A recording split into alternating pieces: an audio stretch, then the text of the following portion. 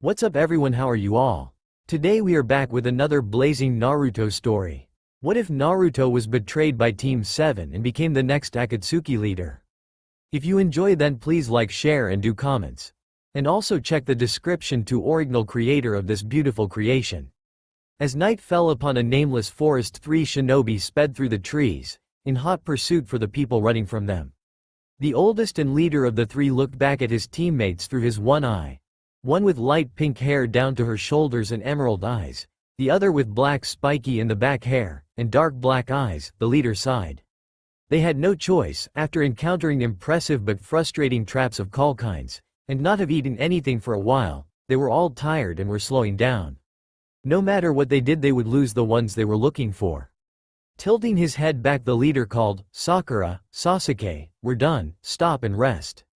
"Hi, Kakashi-sensei." The 2 answered and jumped from the trees to the ground beneath.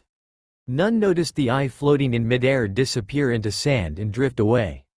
They've given up and settled for the night.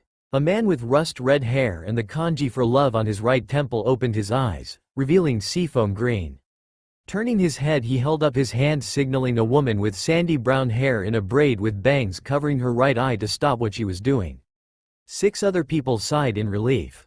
"Thank Kami. I don't know how much longer I could last without turning around and fighting those guys." Another man spoke up. This one had jet black, bedhead, hair, his skin a light bluish color. "That doesn't mean we can stop moving now. Everyone go with your partners to the assigned place.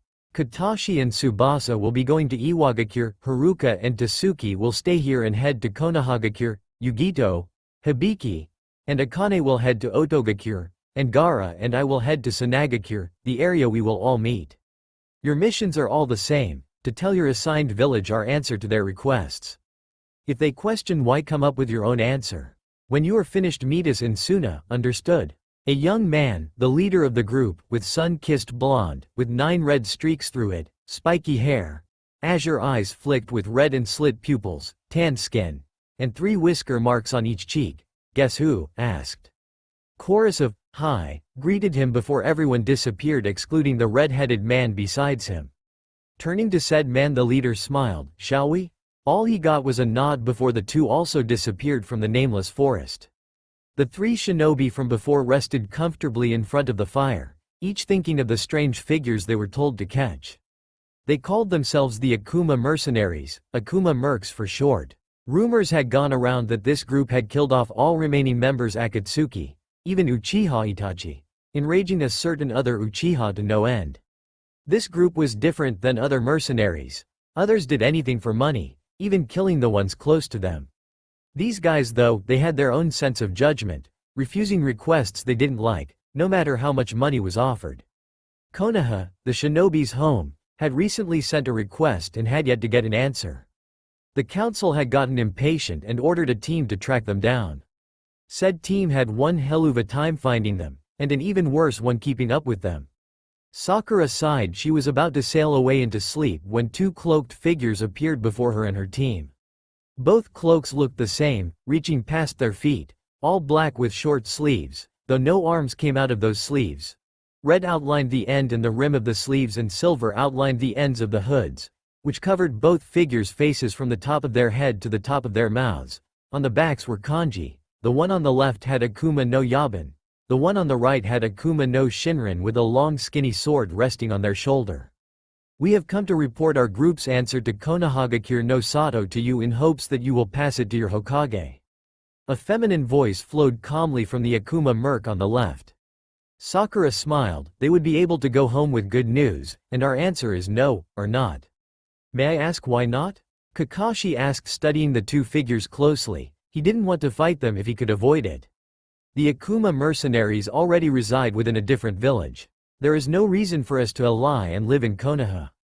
"I see, and what village is this?" Kakashi questioned. "That is none of your concern," the woman on the left warned. "I think it is. You have no right to deny Konoha's request. We were told to force you to come, and since I'm an Uchiha, the fight will end quickly." Sasuke spoke up now, standing, his sharing on at the ready. "So, this is the Uchiha leader Sama told us about." The Akuma merc on the right with the sword stated. The voice told them this was a female as well, but her voice was more monotone. She shook her head, arrogant, stupid, and a kunai up the ass. Leader Sama should have left this job to Katashi and Tsubasa. They'd love messing with his head. How dare you talk about Sasuke-kun like that? He isn't someone to mess with. In fact, if it wasn't for him, the demon boy would still be alive and in our village. The temperature around them immediately dropped a few degrees. The monotone Akuma merc spoke in a deadly tone. You mean Uzumaki Naruto? The three shinobi stiffened. That Dobi is still alive. Sasuke growled. Yes, we see him often. He's been doing well, getting stronger and stronger each day. Didn't you guys know? Naruto helped us take down Akatsuki. He was the one who not only killed the leader, but killed Uchiha Itachi as well. This is no lie, I promise. The girl on the left mocked. Furious, Sasuke charged at the Akuma merc, kunai in hand. Before Sasuke reached her, the Akuma merc smirked and completely disappeared, looking like she had been swept away in a non-existent wind. I suggest that you do not attack your opponent in a fit of rage without a good game plan. Had I not been ordered not to start something, I might have killed you. The girl's voice surrounded them before fading out. Tasuki isn't usually like that, only to Konoha and Getsu shinobi.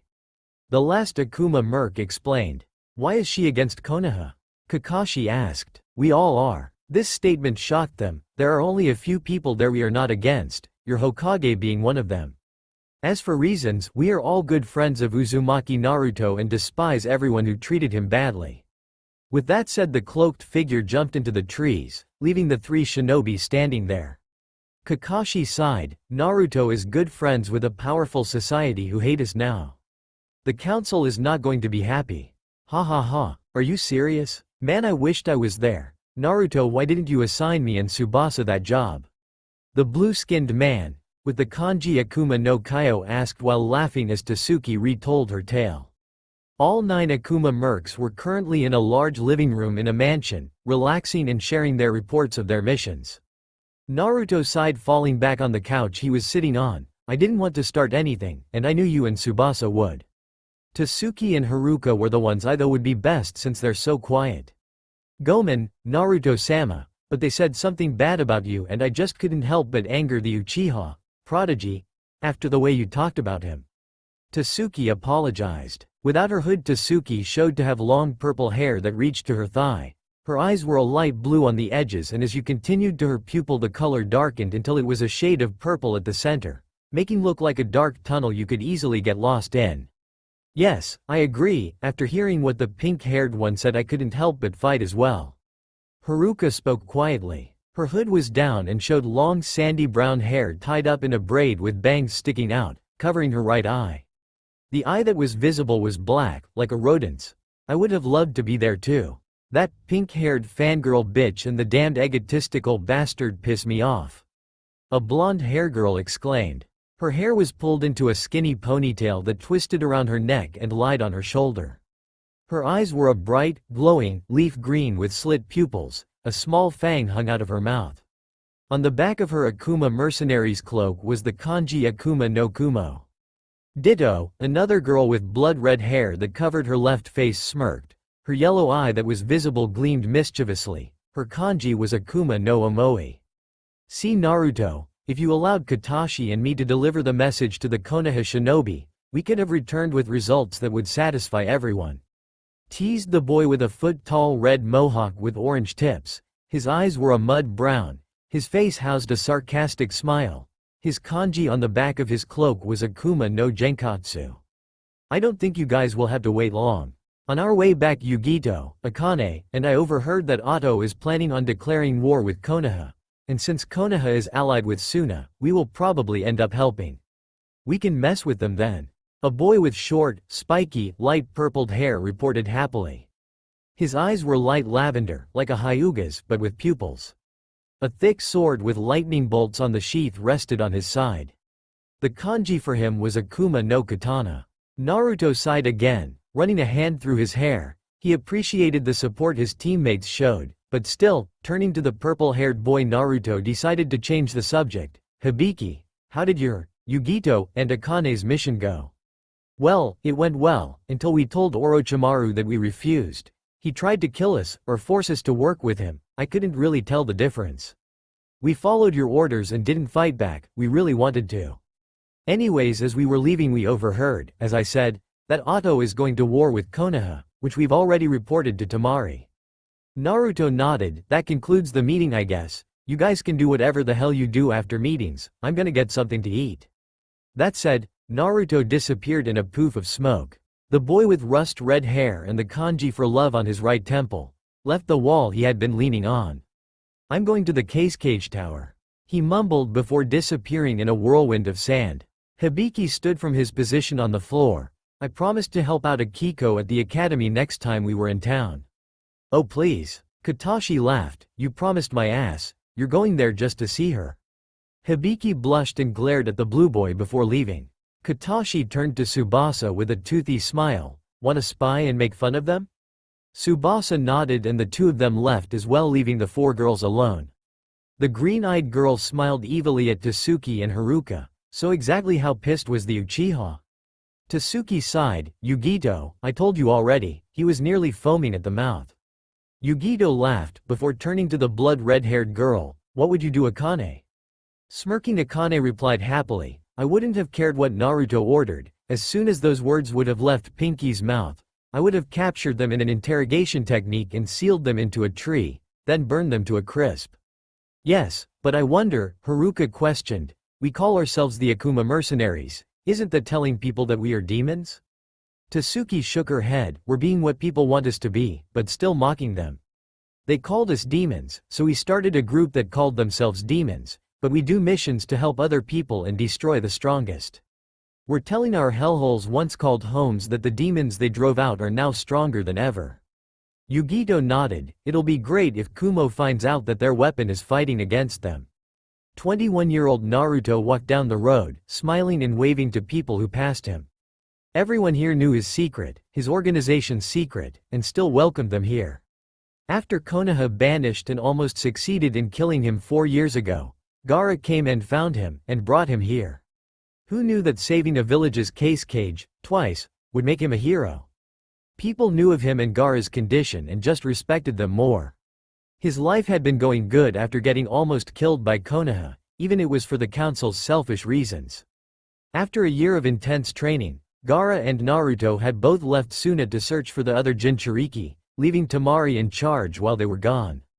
And they had found them, in less than a year, Yugito, holder of Nibi no Nekomata, Katashi, holder of Sanbi no Kame, Tsubasa, holder of Yanbi no Indori, Tasuki, holder of Gobi no Ukami, Haruka, holder of Rokubi no Itachi, Hibiki, holder of Shichibi no Kumori, and Akane, holder of Hachibi no Habi. Together they named themselves the Akuma Mercenaries. For the last 3 years the Akuma Mercs had been training mercilessly, killing the organization that threatened them, Akatsuki, and making a name for themselves in the process. Each member contributed something to help training. Gaara helped them understand politics in more detail. Yugito taught them a seal that would allow the Jinchuriki to connect more to their demon while still staying in complete control. Katashi helped with stealth and tactics. Tsubasa taught speed and how to preserve stamina, so that they didn't have to rely on their demons for energy. Tasuki taught every member a unique Kekkei Genkei for Jinchuriki. Each member could transform their eyes into that of their demons. To any normal bystander it would just look like a fading eye, but to the eye's target, the image stayed in their minds. Eyes opened or closed, it caused the target to suffer intense mental damage. Haruka taught pain immunity. Hibiki showed them how to wield a variety of weapons. Akane put a seal onto the uniforms, making them fireproof, and taught the group basic sealing, like for storage. Lastly, Naruto taught every member Kage Bushin and the special training that came with it. With the new knowledge and the quick and effective training thanks to Kage Bushin, the Akuma Mercs could easily stand up to any hunter nin or Anbu, and Naruto, the strongest of them all, was definite Kage and Sannin level.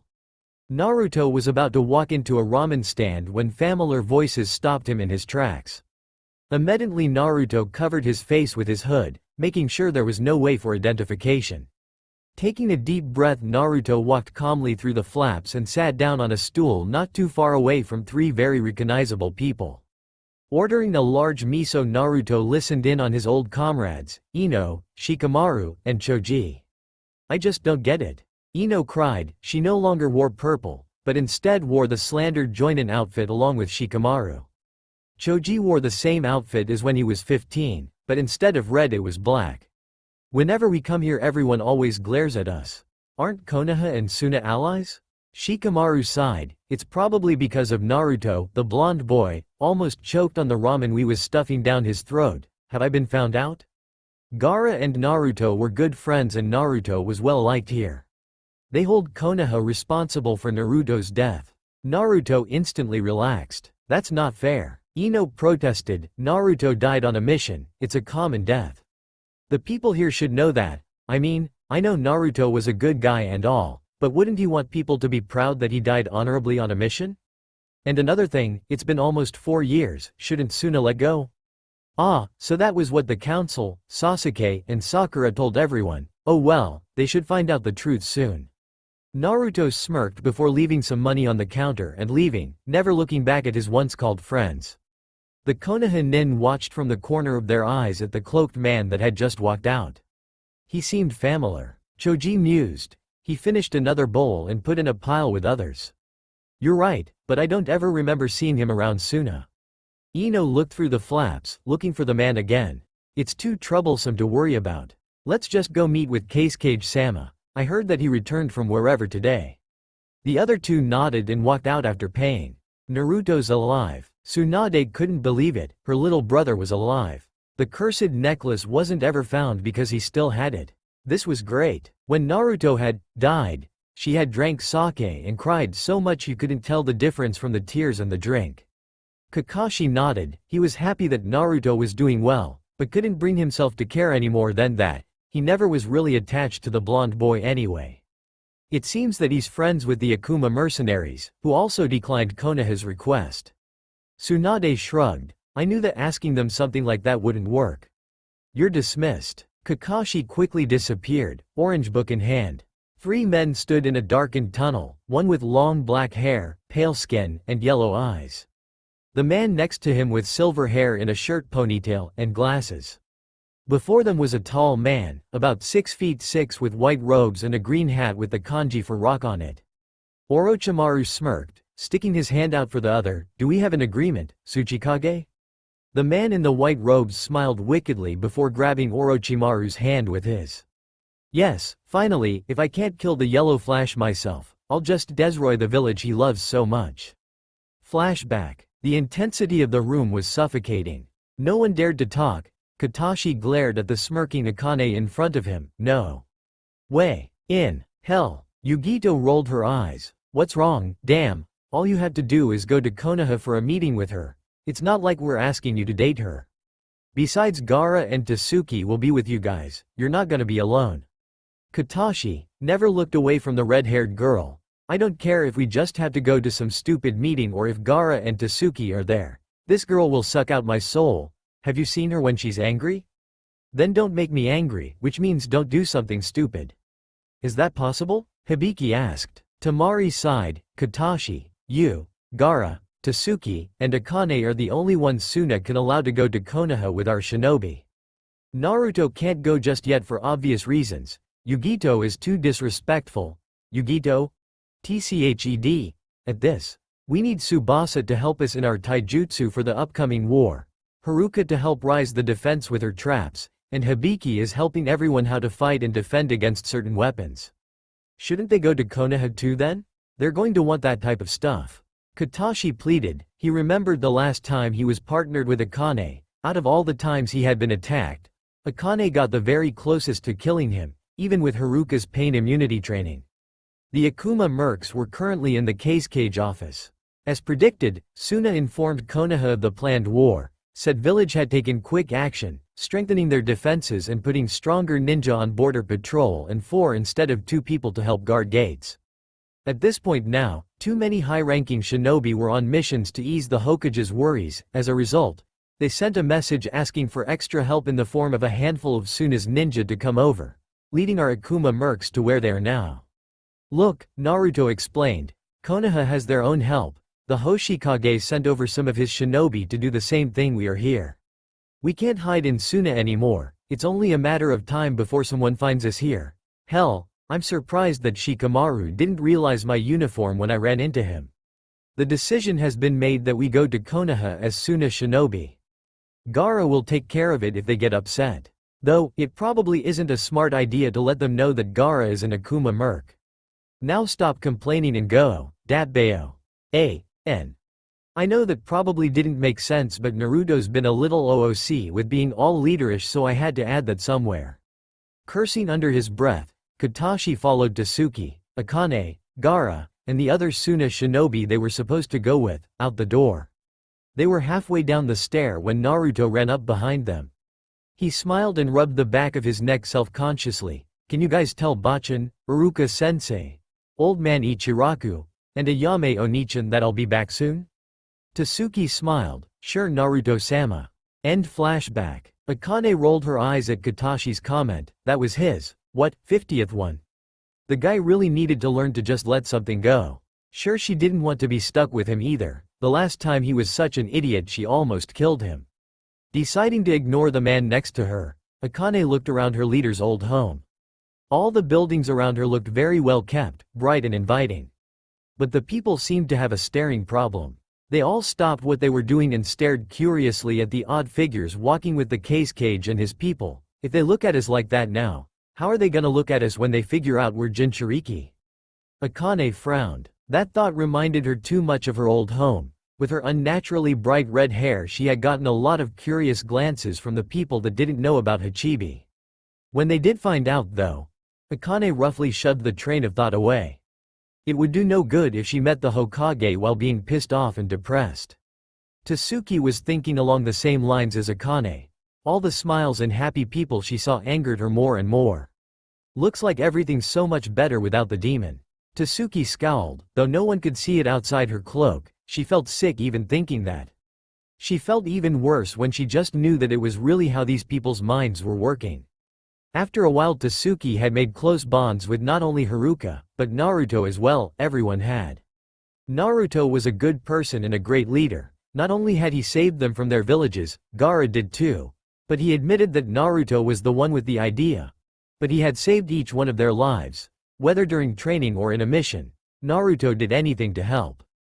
How most of Konoha's population couldn't see that, she would never know. She often wondered if being hated by her village would hurt even more if she tried like Naruto did. She asked him too, why he tried so hard when he got nothing back. Tasuki would always remember his answer. He had looked happy, yet extremely sad at the same time. Because even if I didn't get acknowledgement from everyone, I still got the acceptance from a few people, and even that made me happy because I was finally seen by someone.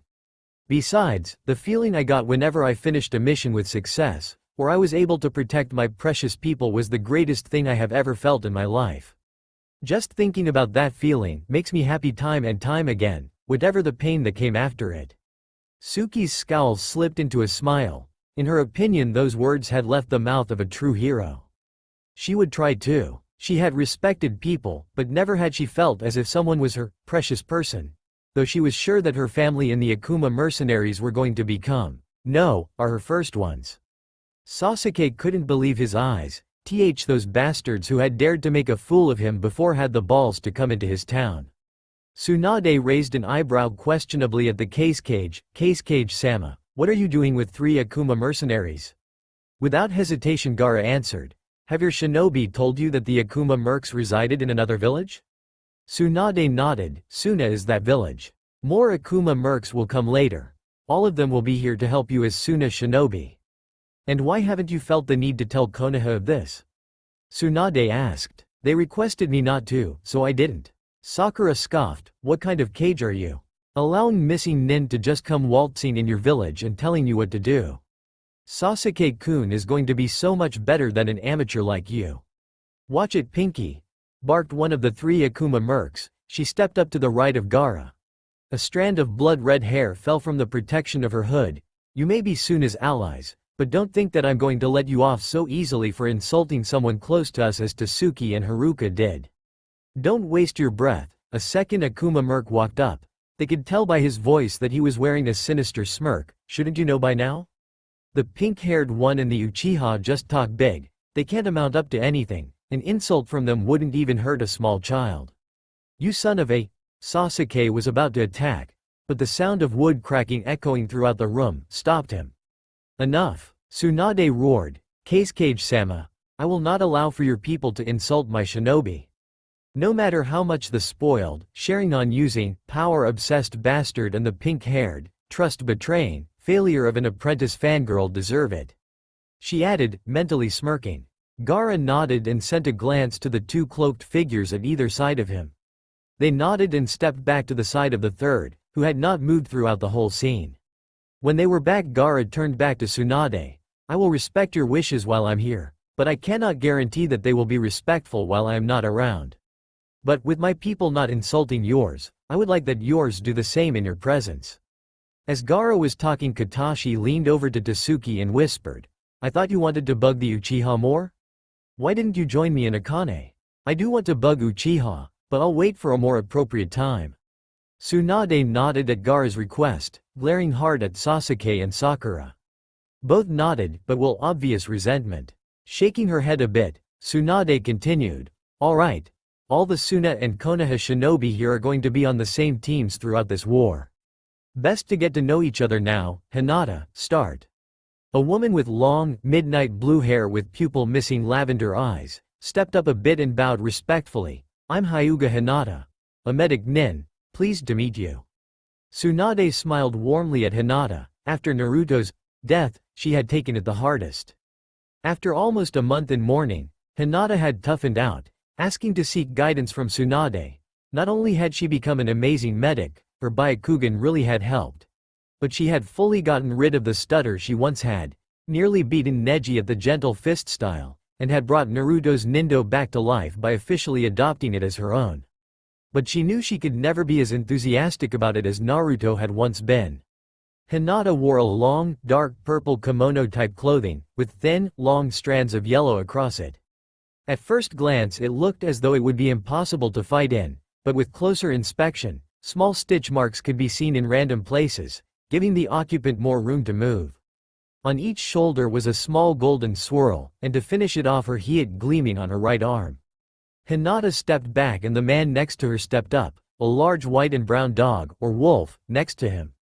The man wore a black tank top under his joinin vest, from his shoulder to elbow was covered in bandages on his left arm.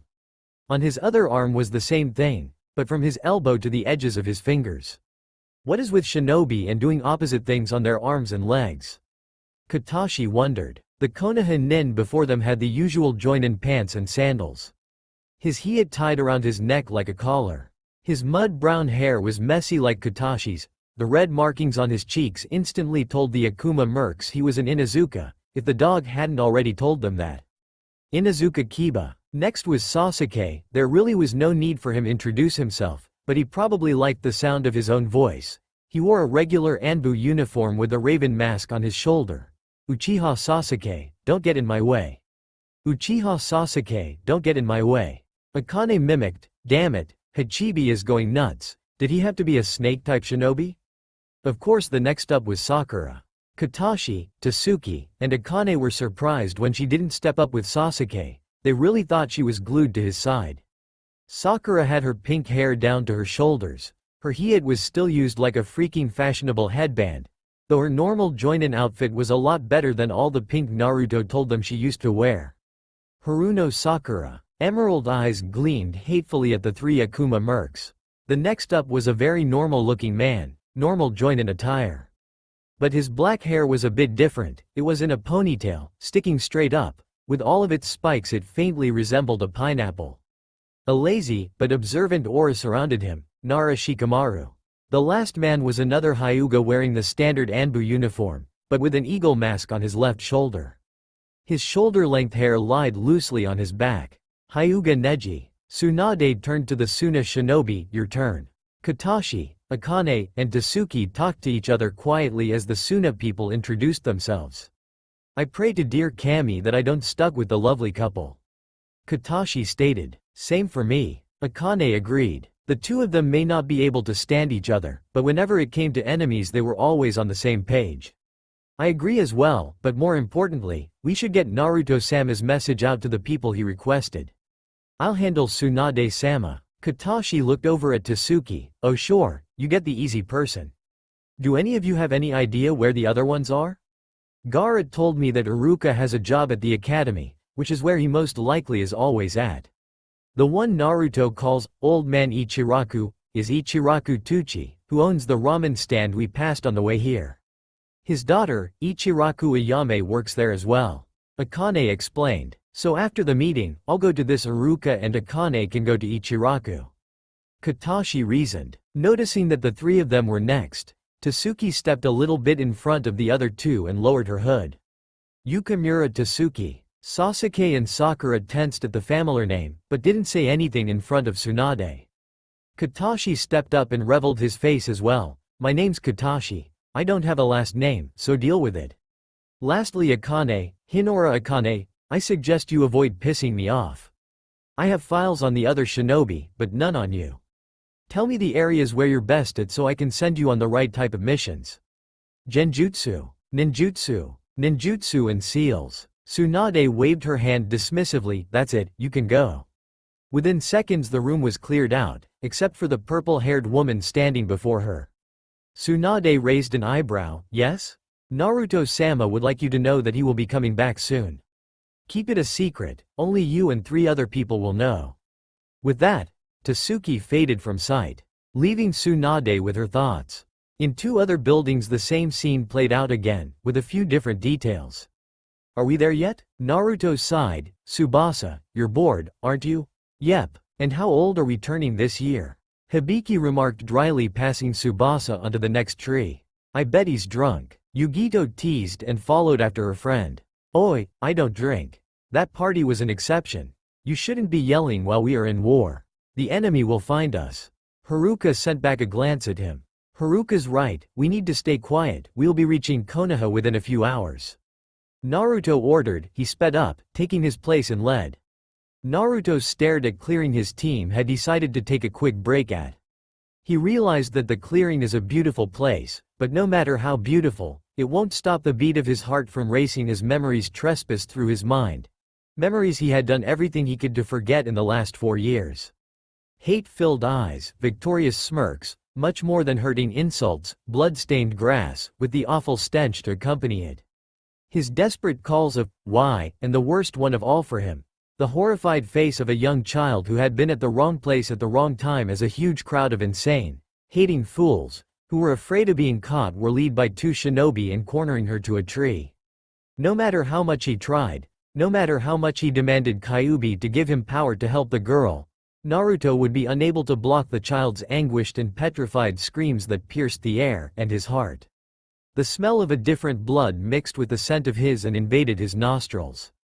At this point Naruto stopped trying to hold them back and tears poured through his eyes. He was so fucking helpless. This action of course brought back the attention of the attackers to their original prey. Naruto's legs started to shake as more images flashed before his eyes. His eyes widened and his breath became ragged. He clutched his heart, desperate to make the pain go away. He let out a cry when it didn't. The lifeless, scared, and hollow eyes of the girl he had caught a glimpse of wouldn't leave. It was like being attacked by his own Kekkei Genkei.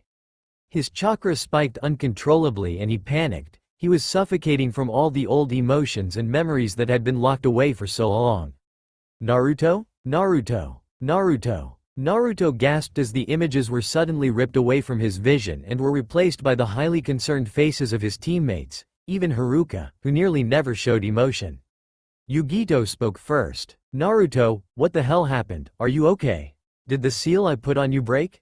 Trying to appear fine, Naruto rubbed the back of his neck and let out a shaky laugh. I'm fine, really, I was just spacing out. He tried, and failed, to give them his signature smile. Haruka stepped up and put a hand on his cheek. You're crying. Sure enough, Naruto noticed how the corners of his eyes were still a bit blurry, and Haruka's hand made his cheek feel wetter. And you're paler than I've ever seen you. Tsubasa added. Hibiki stayed silent, studying his leader. It was obvious to everyone that what had just happened wasn't nothing. Not only was Naruto's reaction scary, but it had been bad enough to actually worry them. In all the years the Akuma mercenaries had been together, Naruto had time and time again proven to be the strongest, physically and emotionally. Even when it seemed like he was sad, his eyes always glinted the small determination that surrounded him at all hours. This time though, there was no determination. Only pure, unwavering fear and sadness. With the sweat that covered his forehead, the tears still trickling from his eyes, and the cry they had heard erupt from him, it was like he had been stuck in a nightmare he was unable to escape. Hibiki knew that it couldn't have been a genjutsu, they all would have sensed it, and Naruto never got caught in a genjutsu, he had enough chakra to dispel it immediately. Whatever it was obvious Naruto didn't want them to know about it. Haruka stepped back again as Yugito and Tsubasa continued to question Naruto about the incident. Her one black eye locked with Hibiki's lavender ones, a silent message passed through them. The two nodded to each other, both closed their eyes and slowly drifted away from the reality around them. Haruka opened her eyes, everything was about 30 times bigger now. She looked up and saw her body's eyes were closed and continued to stand. But if one looked closely enough, her chest wasn't moving. She wasn't breathing. Turning her head she saw the faint ghostly figure of her body. Round and skinny, with a large fluffy tail at the end. Her small ears twitched as the sound of the wind went offbeat for a moment, signaling a disturbance. Looking up into a tree not too far away, she saw the large misty outline of a vampire bat. They nodded at each other again and started to run around the clearing. Hibiki searching by sky and Haruka by ground. Naruto hadn't acted strange before they ended up here. Meaning that something, even the smallest clue, could be found here. Haruka lowered her head farther into the grass and saw it. Flicking her tail twice to the right, then 4 to the left, she signaled Hibiki to return to his body. Haruka closed her beady black eyes and allowed herself to disappear from reality again. Naruto mentally gave a sigh of relief. He had finally managed to convince Tsubasa and Yugito that he was, for the most part, okay. He knew that they didn't believe him, but had stopped trying to pry it out of him. They were now talking about something completely different. While on the outside he was actively contributing to the topic, inside he was still trying to regain his breath from the incident. He hated feeling so helpless. He felt a powerful source surround the mental box that kept the dark memories that were trying to break out. Naruto smiled gratefully in a tunneled direction that led to a very familiar cage and fox. He knew that it wasn't Kyuubi's choice to attack Konoha. A few years before his birth and Kyuubi's last attack on Konoha, Kyuubi had been preparing a nice cozy den for his mate and soon-to-be kits. But a man by the name of Uchiha Madara had come and demanded Kyuubi's power. Having common sense, Kyuubi had refused, but Madara had used the Sharingan to its full extent, killing his mate and kits. In vengeful rage Kyuubi had unknowingly given Madara power over him. Kyuubi wasn't thinking. He was seeing red and the only thing before him was a city. And every year Kyuubi had remembered his family and the only town he had seen after the murder, and replayed revenge again and again, until finally, Namikaze Minato, the Yondaime, sealed him inside Naruto. Over time, Naruto had replaced the part of Kyuubi's heart where his own kit would have been. Without Kyuubi, Naruto would have died in so many different moments.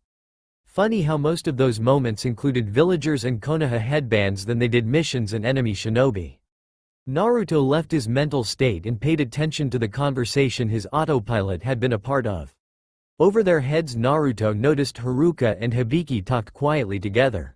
They looked right at him for a split second then back at each other. His gut twisted nervously. They know something. He didn't want anyone to know about what had happened, especially the Akuma mercs. They were all a family and would hurt anyone who had hurt someone within that. He knew how they and himself had acted when Haruka had shared a very deep secret about her suffering. He didn't even want to think about what they would do if they found out. It would be even worse if they heard about the child. Teasing and insulting of people would turn into assignations attempts. Naruto's eyes drooped, realizing how tired he was. Naruto excused himself from Yugito and Tsubasa and jumped onto a nearby tree. Getting as comfortable as possible, Naruto let the darkness of sleep overtake him. Tsunade studied the man before her. Akuma no Ioku no Hai, no normal Konoha missing nin would have that, it has to be Naruto. The Godem stood from her desk and walked up the cloaked figure. Without hesitating Tsunade tugged back his hood. Her eyes widened a bit at the 9 red streaks through his blonde hair, how his azure eyes had the reddish-purple flecks, and how his pupil was slit. But no matter the differences she saw, the look in the man's eyes and the smile that graced his lips told her everything she needed to know. Her brother had returned. "Hey Ba-chan, long time no." A large fist crashed onto the top of his head, sending him to the ground. Naruto slowly picked himself from the carpeted floor. He put his hand against the wall to help keep his balance. He turned toward Tsunade. What the hell? Tsunade couldn't have turned against him, right? He was absolutely positive that she had been on his side. Was he wrong? Quickly, Naruto looked for any escape route. There was no way that he could bring himself to fight Tsunade. I shouldn't have told her, I should have waited until I was sure. I can't believe that two hands interrupted his thoughts as they grabbed the front of his cloak and started to shake him back and forth. It was at this point that Naruto felt relief rush through him. Tsunade was crying. "Naruto, you jackass. How dare you not tell me you were alive? Do you have any idea how much I grieved? How much of my special, rare sake I had to drink because I ran out of all my others? I nearly stopped believing again because of you. I was sure the cursed necklace had finished you off. Did you think I'd be able to handle you and Jiraiya's deaths so close to each other?" The slug Sannin stopped shaking him, but before Naruto could open his mouth to explain, he was pulled into a bone-crushing hug. Ba-chan, breath. Tsunade finally let go of him, allowing air to finally fill his lungs. Naruto opened his mouth for the second time to explain, but was cut off again by a snicker from behind him.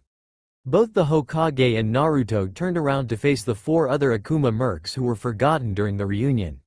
Wow, who would have thought?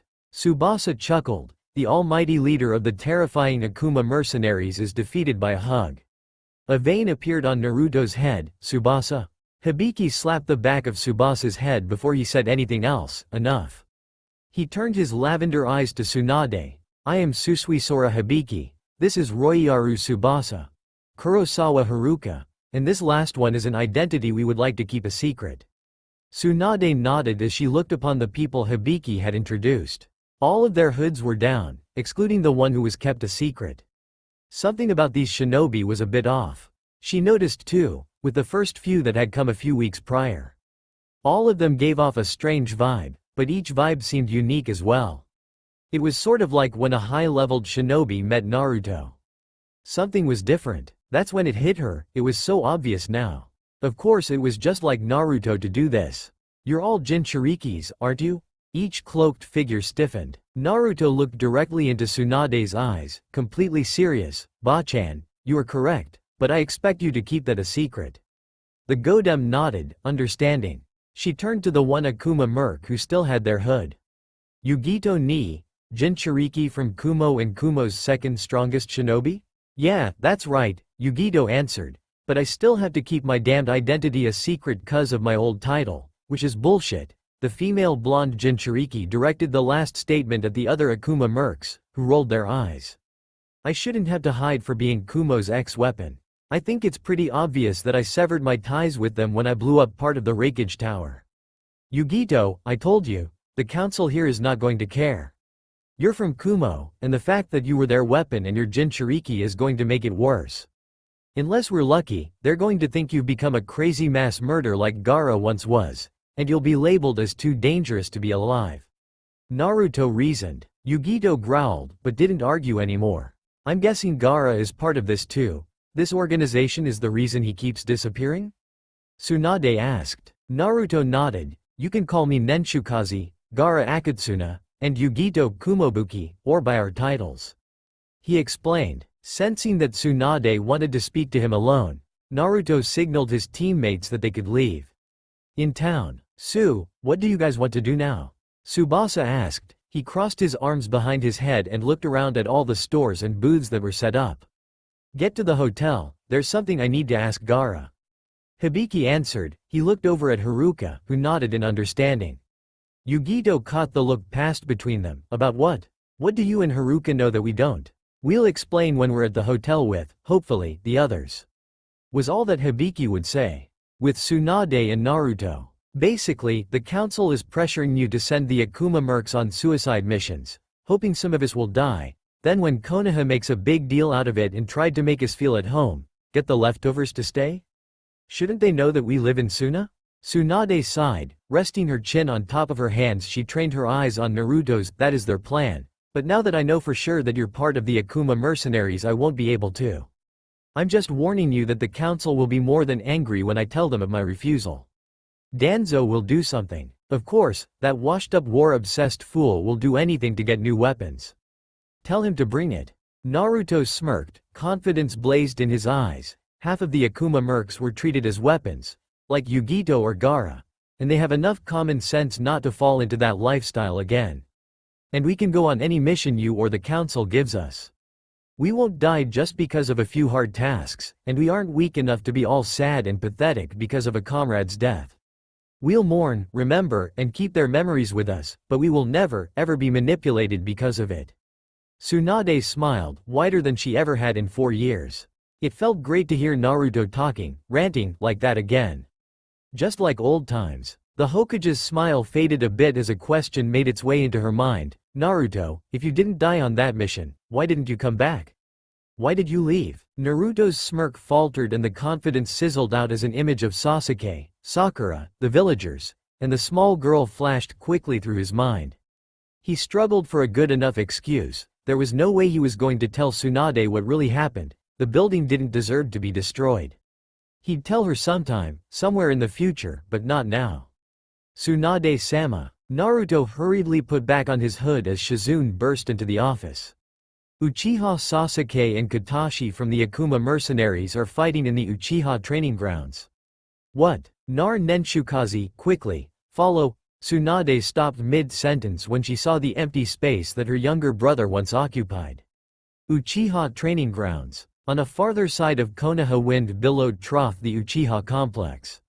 In the area right before Uchiha met forest, 2 men surrounded by spectators stood.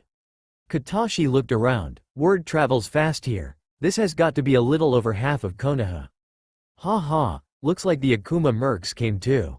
Wait, where's Naruto? Won't he want to see Sasuke get his ass kicked? Shit, others look pissed. I'll be getting a lecture tonight.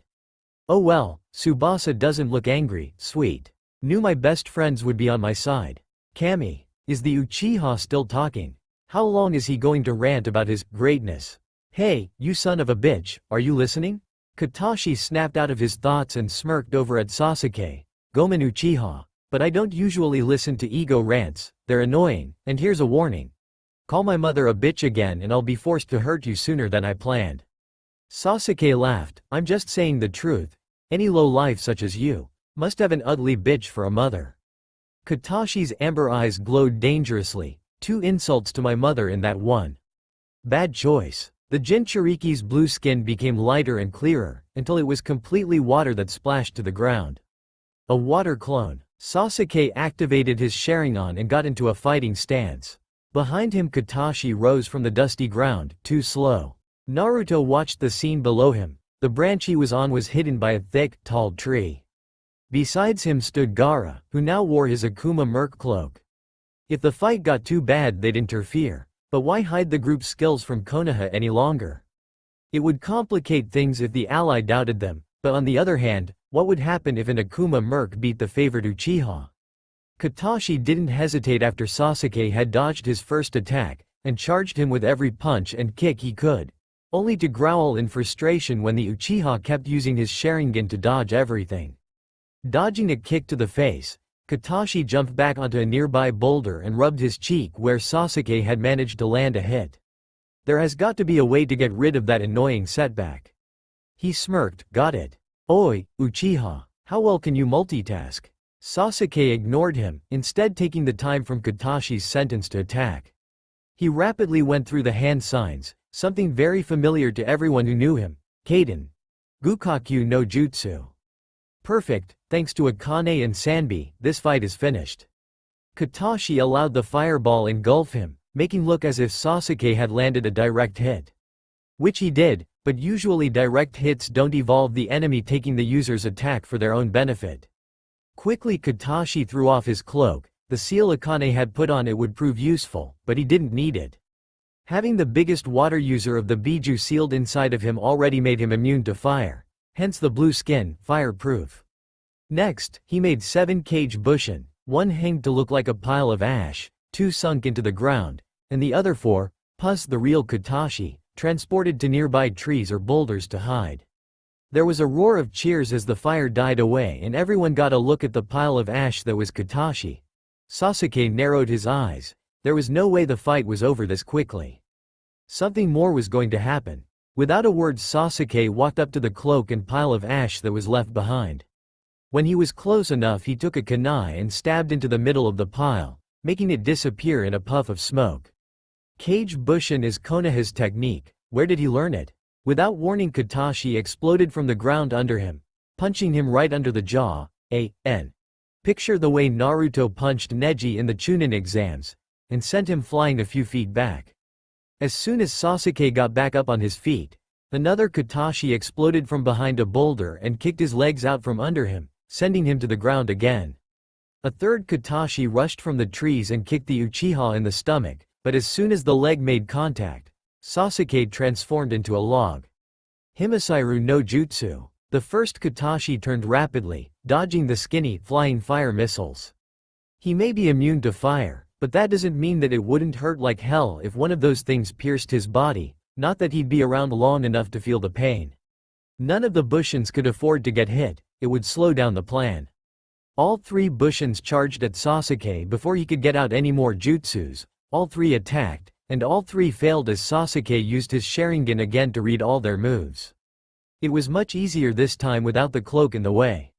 Everyone in the crowd could now see what Katashi wore underneath his Akuma Mercenaries uniform. A seaweed green surf shirt, the long sleeves were cut off, making it ragged and uneven at the shoulders. On his left arm was a bandana-like cloth, on the cloth was a metal plate which held the Kirigakure symbol with a slash through the middle. On his waist was a tan belt that held small packs for several different things, and to finish his outfit off was black shorts that ended a little below his knees and the regular shinobi sandals on his feet. Two more Katashis burst from the trees and joined the fight, but something changed. All the Bushins had a different speed, not too much of a difference from one another, but enough to be noticeable. Sasuke first concentrated on the ones with higher speed, but when he was paying attention on dodging their moves, the slower ones would land hits. If he concentrated on the slower ones, the faster ones got in more hits. If he concentrated on all of them, his Sharingan was strained too much to keep track of where they were at all times, they would not stop moving. You never answered my question. All the Katashis spoke together, never stopping their attacks. How well can you multitask? As you can see now, it's a little important to be able to defend against me. Too bad I won't allow you to make a Kage Bushin. Sasuke noticed when a fifth one joined in and gained its own speed. What he didn't notice was how the fifth one was less afraid of getting hit than the others, that when Sasuke did hit him, he didn't disappear. And what he definitely didn't know was about the last Bushin that resided underground. Waiting for its chance, two hands grabbed Sasuke's ankles from the ground, Shikyaku Tochi. The ground under him gave away, creating a large hole. At the bottom was a smirking Katashi. The raven-haired man didn't have time to get out of the way as Katashi tugged on his captured ankles and pulled him in. Katashi waited until the Uchiha was a few feet away from the bottom before he let go, allowing Sasuke to flip and land on his feet. "Yo," was Katashi's only greeting as he went through a few hand signs, Daichiyatsuri. He raised his hand and swept it through the air. All the sunlight was blocked out as dirt and rocks covered and made a lid on the hole's opening. There, it should be easier to finish our fight without the crowd. Sensing that his opponent was about to attack, Katashi lowered his arms to aim at Sasuke's legs, then clamped them shut. Immediately earthy hands sprang up and secured the Uchiha's legs. "I don't want to fight right now, I want to get some questions answered." "What makes you think I'll answer them?" Sasuke sneered. "Well, for one thing, we're in a hole with dirt all around us and my jutsu from earlier is still in effect. I could bury you alive. And, in a healthy city like this there must be a lot of plumbing, meaning water underground. I could easily drown you. To be honest, I'm better at my water jutsu than I am my earth. What do you think is going to happen when everyone finds out that you're looking for information on Konoha?" "Konoha? I couldn't care less about that. I want to know about an old teammate of yours.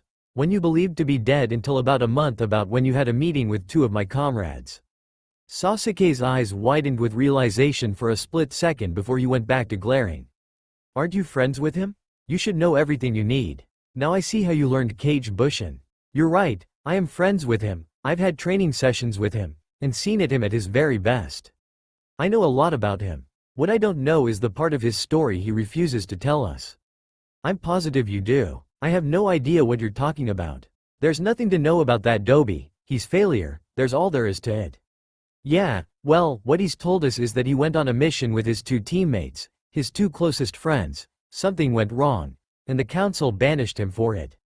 So tell me Uchiha, what went wrong? Dobie screwed up, our mission failed. Why do you care? Because, I got some interesting information from some of my teammates before I got into this little fight with you. Apparently, there was blood-stained grass in a clearing near Konoha that is aged perfectly to match the time you were on your mission. Yeah, so, that could be anyone else's. The blood matched to Naruto's. The Dobie got hurt before we reached our destination. A lot of dried blood was found. It couldn't have just been an accident, and stop calling him that. What? Dobie? Naruto's a hell of a better ninja than you will ever be. He saved my life, and I intend on getting the answer I'm looking for. Katashi growled. Sasuke merely smirked, too bad, I'm done with this useless game. Behind him an explosion tag burned. Towards the back of the crowd the Akuma mercenaries observed, waiting like everyone else to see what was going on in the hole. Why did Katashi have to go and pick a fight with Uchiha Teme? He's only going to make Konoha pissed when he wins.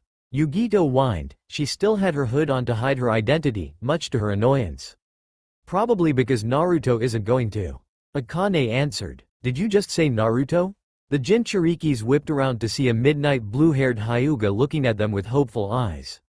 Behind her stood 2 men, an Inuzuka with a large wolf dog at his side, and an Aburame, both looked at them expectantly.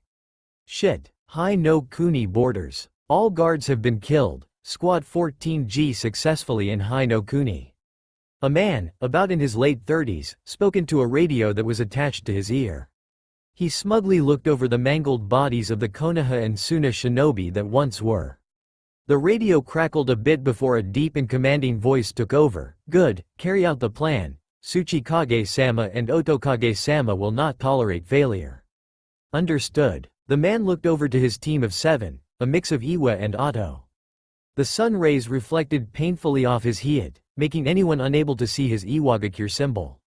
The man glared hard at each of his teammates before saying, finish off the plan, distract the shinobi, remember, make it look natural and don't get caught. Failure will be rewarded in death. Now go. Hinata had always suspected. The day when Sasuke and Sakura had walked through the Konoha gates without Naruto, when they told everyone that he was KIA, she was crushed.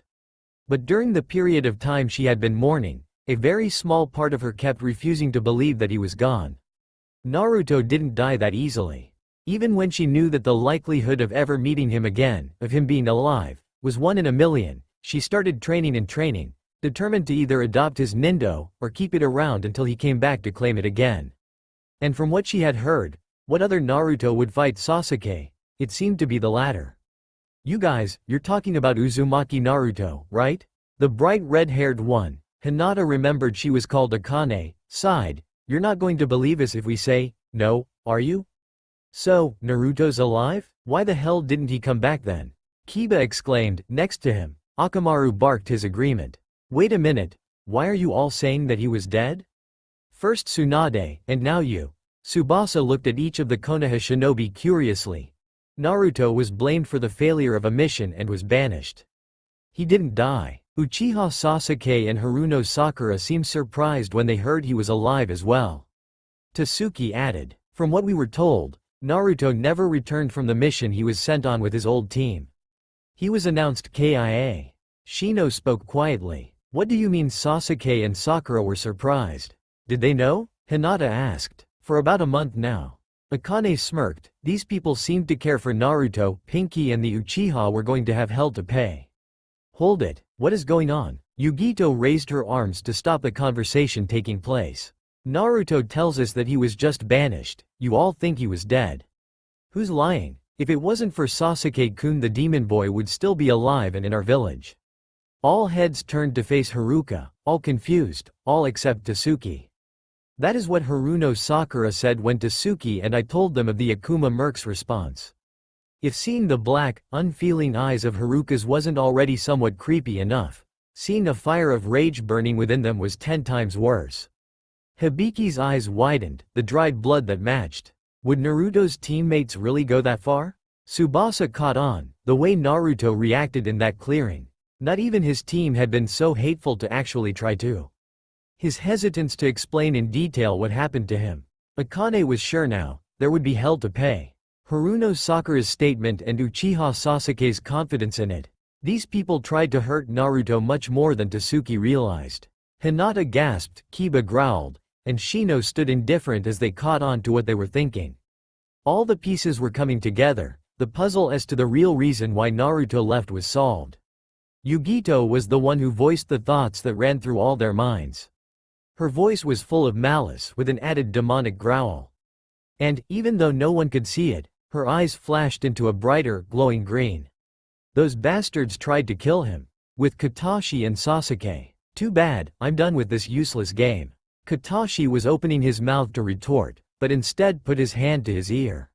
A communicator that each Akuma Merc member always had, crackled inaudible words. Wrong, team, kill, village, lied.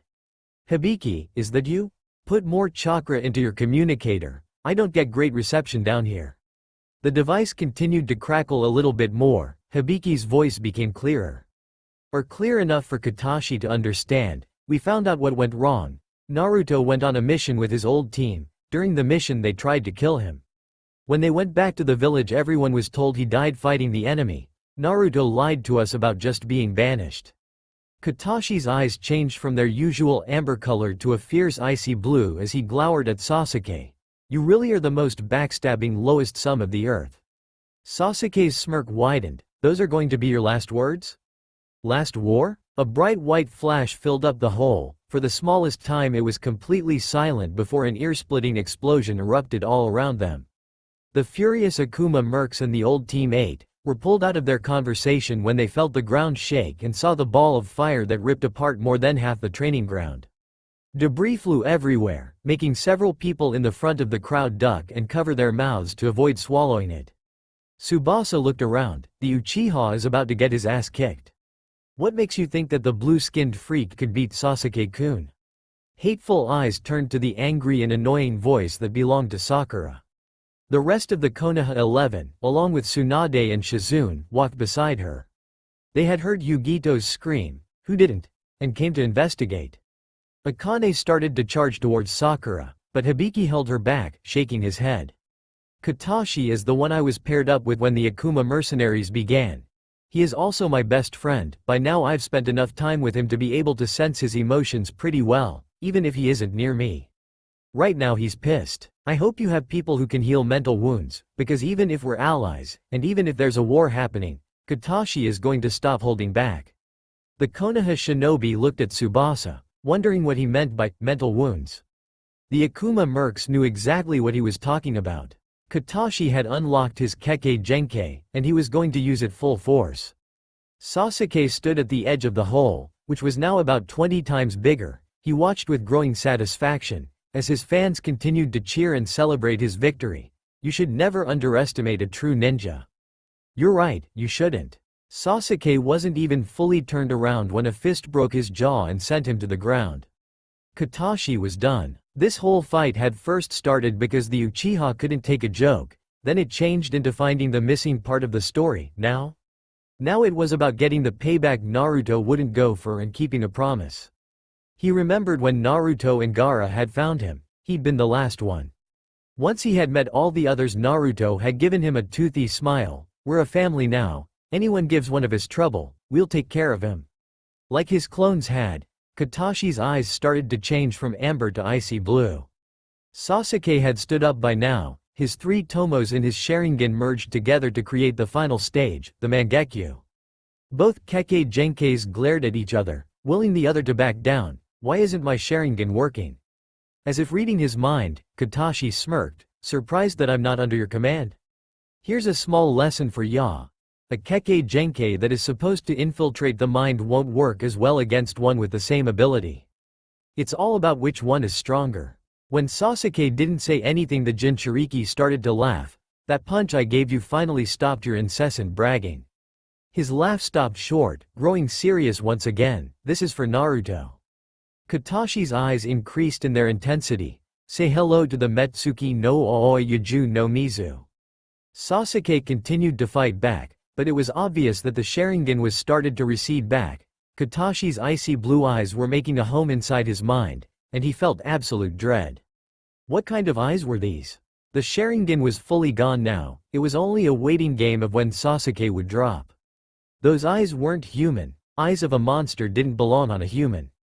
The hate and bloodlust in them forced Sasuke to remember Itachi's eyes the night his clan was slaughtered. If his own eyes were closed, the demon's eyes were all he could see. If his eyes were open, he could still see them clearly on the back of his head. This was more haunting than Tsukuyomi. That's enough, Katashi. Naruto stood before him, blocking his view of Sasuke. Gaara stood behind him, ready to assist in getting Katashi away. What the hell, Nenshukaze? You knew what he did to Naruto. Remember what you said? We're a family now, if anyone gives one of us trouble we'll take care of them. I'm pretty sure Naruto qualifies for that. You're forgetting that we're here as Suna Shinobi, not as a mercenary group. People will mind if you beat Uchiha-san in a spar, but they can't do anything about it. You were using a technique that could have put him in the hospital for weeks. Considering that he is someone this village depends on to ensure victory in this war, you'll cause problems for Gaara and Suna. Besides, this is Naruto's fight, not yours. But Naruto isn't ever going to take it. Yes, he will. This is not the right time or place to discuss Naruto's issues. With the other Akuma mercs and Konoha 11. Who are those two men? Tenten asked. That's Nenshukaze, our leader. The man behind Katashi is Akatsuna, he's a leader too, but more like Nenshoukaze's right-hand man. Yugito explained, never stopping her hateful glaring at Sakura. She would have already attacked her, but there wasn't proof that they were the ones to try to kill Naruto. As much as she hated to admit it, if they put Sakura and Sasuke in the hospital now it would cause huge problems. Problems the Akuma mercs didn't want to deal with. Ino gasped and pulled on her teammate's sleeve. Shikamaru, that Nenshukaze, that's the man we saw at the ramen stand when we were in Suna. Ramen stand? Hinata raised an eyebrow. Tsunade's sweat dropped. Naruto, you try so hard to stay a secret, yet you're being painfully obvious. Akuma no Ioku no Hai? Is Nenshukaze a youthful Konoha missing Nen? Lee asked innocently. Hibiki pinched the bridge of his nose, annoyed. They didn't mind covering for Naruto, but really, they shouldn't have to be the ones to explain the situation to all of his past friends. Naruto needed to step up and take matters into his own hands now. Haruka looked at the faces of each Konoha shinobi that stood before her. The Hokage knew, should she tell the others? It was strange, for the longest time Haruka had completely closed herself off, become a brick wall of no emotion.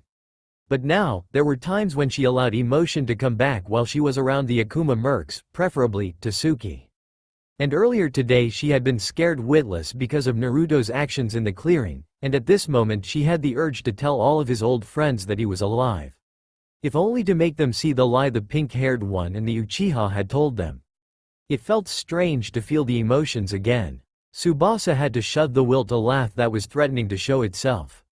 It was so simple. He didn't blame the three from earlier being confused from overhearing their conversation, they hadn't known anything. But these guys? He was at a ramen stand, and his cloak had the will of fire on it. Seriously, who else would think themselves as the demon of the will of fire? Unless these people didn't know about Kyuubi, weren't they told by now? Naruto walked through the crowd, ignoring their demands to know what happened, and making sure his hood stayed perfectly in place to hide his identity. Behind him was a dazed Sasuke, followed by Gaara and a reluctant Katashi. The three made it to the Hokage in time to see Hibiki pinch the bridge of his nose. Ba Tsunade-sama. I recommend you heal his jaw, then allow him to rest without interruptions, and give him something to clear his mind. Naruto advised, pointing out the distracted Uchiha. Katashi stared at Naruto incredulously. Was he actually giving truthful advice on how to heal the guy that tried to kill him? What the hell? What did you do to him? Sakura screeched, taking her rightful place at Sasuke's side. Like I said, without interruptions. The hotel room was completely silent, every pair of eyes boring into a certain Kyuubi Jinchuriki. Everyone was in shock at first, not truly believing what they had just been told. It all started to sink in a few minutes later, causing the tension to intensify and killer intent to start filling the air. Akane spoke first, her body shaking with rage as she did so. Those fucking bastards. Naruto looked up from the carpeted floor and into Akane's furious golden gaze. Akane, calm down, I know. No, fuck that. What kind of village kills a little girl to cover up the fact that they're trying to kill one of their own shinobi? Seriously Naruto, I refuse to help a village of cold-blooded murders. Katashi jumped in. Ninja in general are cold-blooded murders. Hibiki added quietly, his arms crossed very tightly against his chest. I don't think killing for a mission is on the same level as those monsters. Yugito snapped. A knock at the door stopped any conversation that would have taken place after that. Naruto, Yugito, and Gaara hurried to get their cloaks from wherever they had laid them down and get them back on. Tsubasa went to answer, making his expression look as if he wasn't ready to tear all Konoha of the Konoha villagers a new one. He opened the door to the hotel room to see 12 different faces. Tsubasa faintly remembered them from the fight earlier that day, all except 3, an old man wearing something that people at ramen shops did, a young woman with long brown hair, and an older man, maybe in his late 20s, with a scar across his nose. Yes? Where's Naruto? An hour earlier, all of the Konoha 11, excluding a certain Uchiha and his loyal fangirl, were currently sitting in Ichiraku, a restaurant they had been coming to often in the last 4 years. You think Sasuke and Forehead tried to kill Naruto? Ino cried incredulously, her eyes wide. Tried? Does that mean that Naruto is alive? Tenten asked. Hinata nodded. Naruto's alive, I'm sure of it. Kiba-kun, Shino-kun, and I were talking to the Akuma mercs before all of you showed up. Akane said that Naruto was alive. Then another one, some dude with a mohawk, said that Naruto never died, he was blamed for a mission. Kiba finished. Naruto never came back. Sasuke and Sakura announced that he was dead as soon as they were through the gates. Choji pointed out, chugging down the last of his ramen. And if Naruto wasn't killed on the mission, wouldn't he have come back to Konoha? Lee asked. Exactly. Both Hinata and Kiba exclaimed. Shikamaru raised an eyebrow. So, is Naruto friends with these Akuma mercenaries? Hinata nodded. I think so. Well, if he's friends with them, then he wouldn't lie about his situation unless he really didn't want them to know the truth. If he wasn't killed by the enemy missing nins, then he would have come back to Konoha with a huge attention-grabbing entrance. The others nodded at Shikamaru's logic. It sounded like Naruto to them. I believe that at Naruto's funeral, both Uchiha and Haruno didn't seem that upset. Neji added quietly, causing everyone else to nod in agreement. Ayame and Tucci looked nervously at each other, wondering if they should tell them the extra information they had been given. After a while Ayame approached the shinobi. They were good people, they deserved to know. Excuse me? I think Naruto might be in the village. What? Iruka sat back in his chair and stretched, another spending 5 hours after school hours to grade papers finally over. His body tensed and senses heightened at the sound of rumbling coming from the halls. His eyes flicked towards the doorway just in time to see most of the Konoha 11 and the Ichirakus burst through. Iruka-sensei, have you seen Naruto? Questions were thrown back and forth, information was shared, in the end it left everyone more confused and frustrated. Where was Naruto? Why would Sasuke and Sakura try to kill him? How much did the Akuma mercenaries know? Just what the hell was going on? Iruka led the way across the rooftops, with Ayame and Tucci riding on Akamaru's back. They only stopped when the entrance to a rather large hotel came into view. Like a whirlwind they demanded the room numbers for the Akuma mercs and raced up the stairs. Iruka banged on the door. The door opened to reveal the man the Konoha 11 had met at the fight earlier that day, though they still hadn't learned his name. He had a large red mohawk with orange tips, he wore small gray wristbands, the same could be seen right above his ankles, another gray ring hung from a necklace around his neck.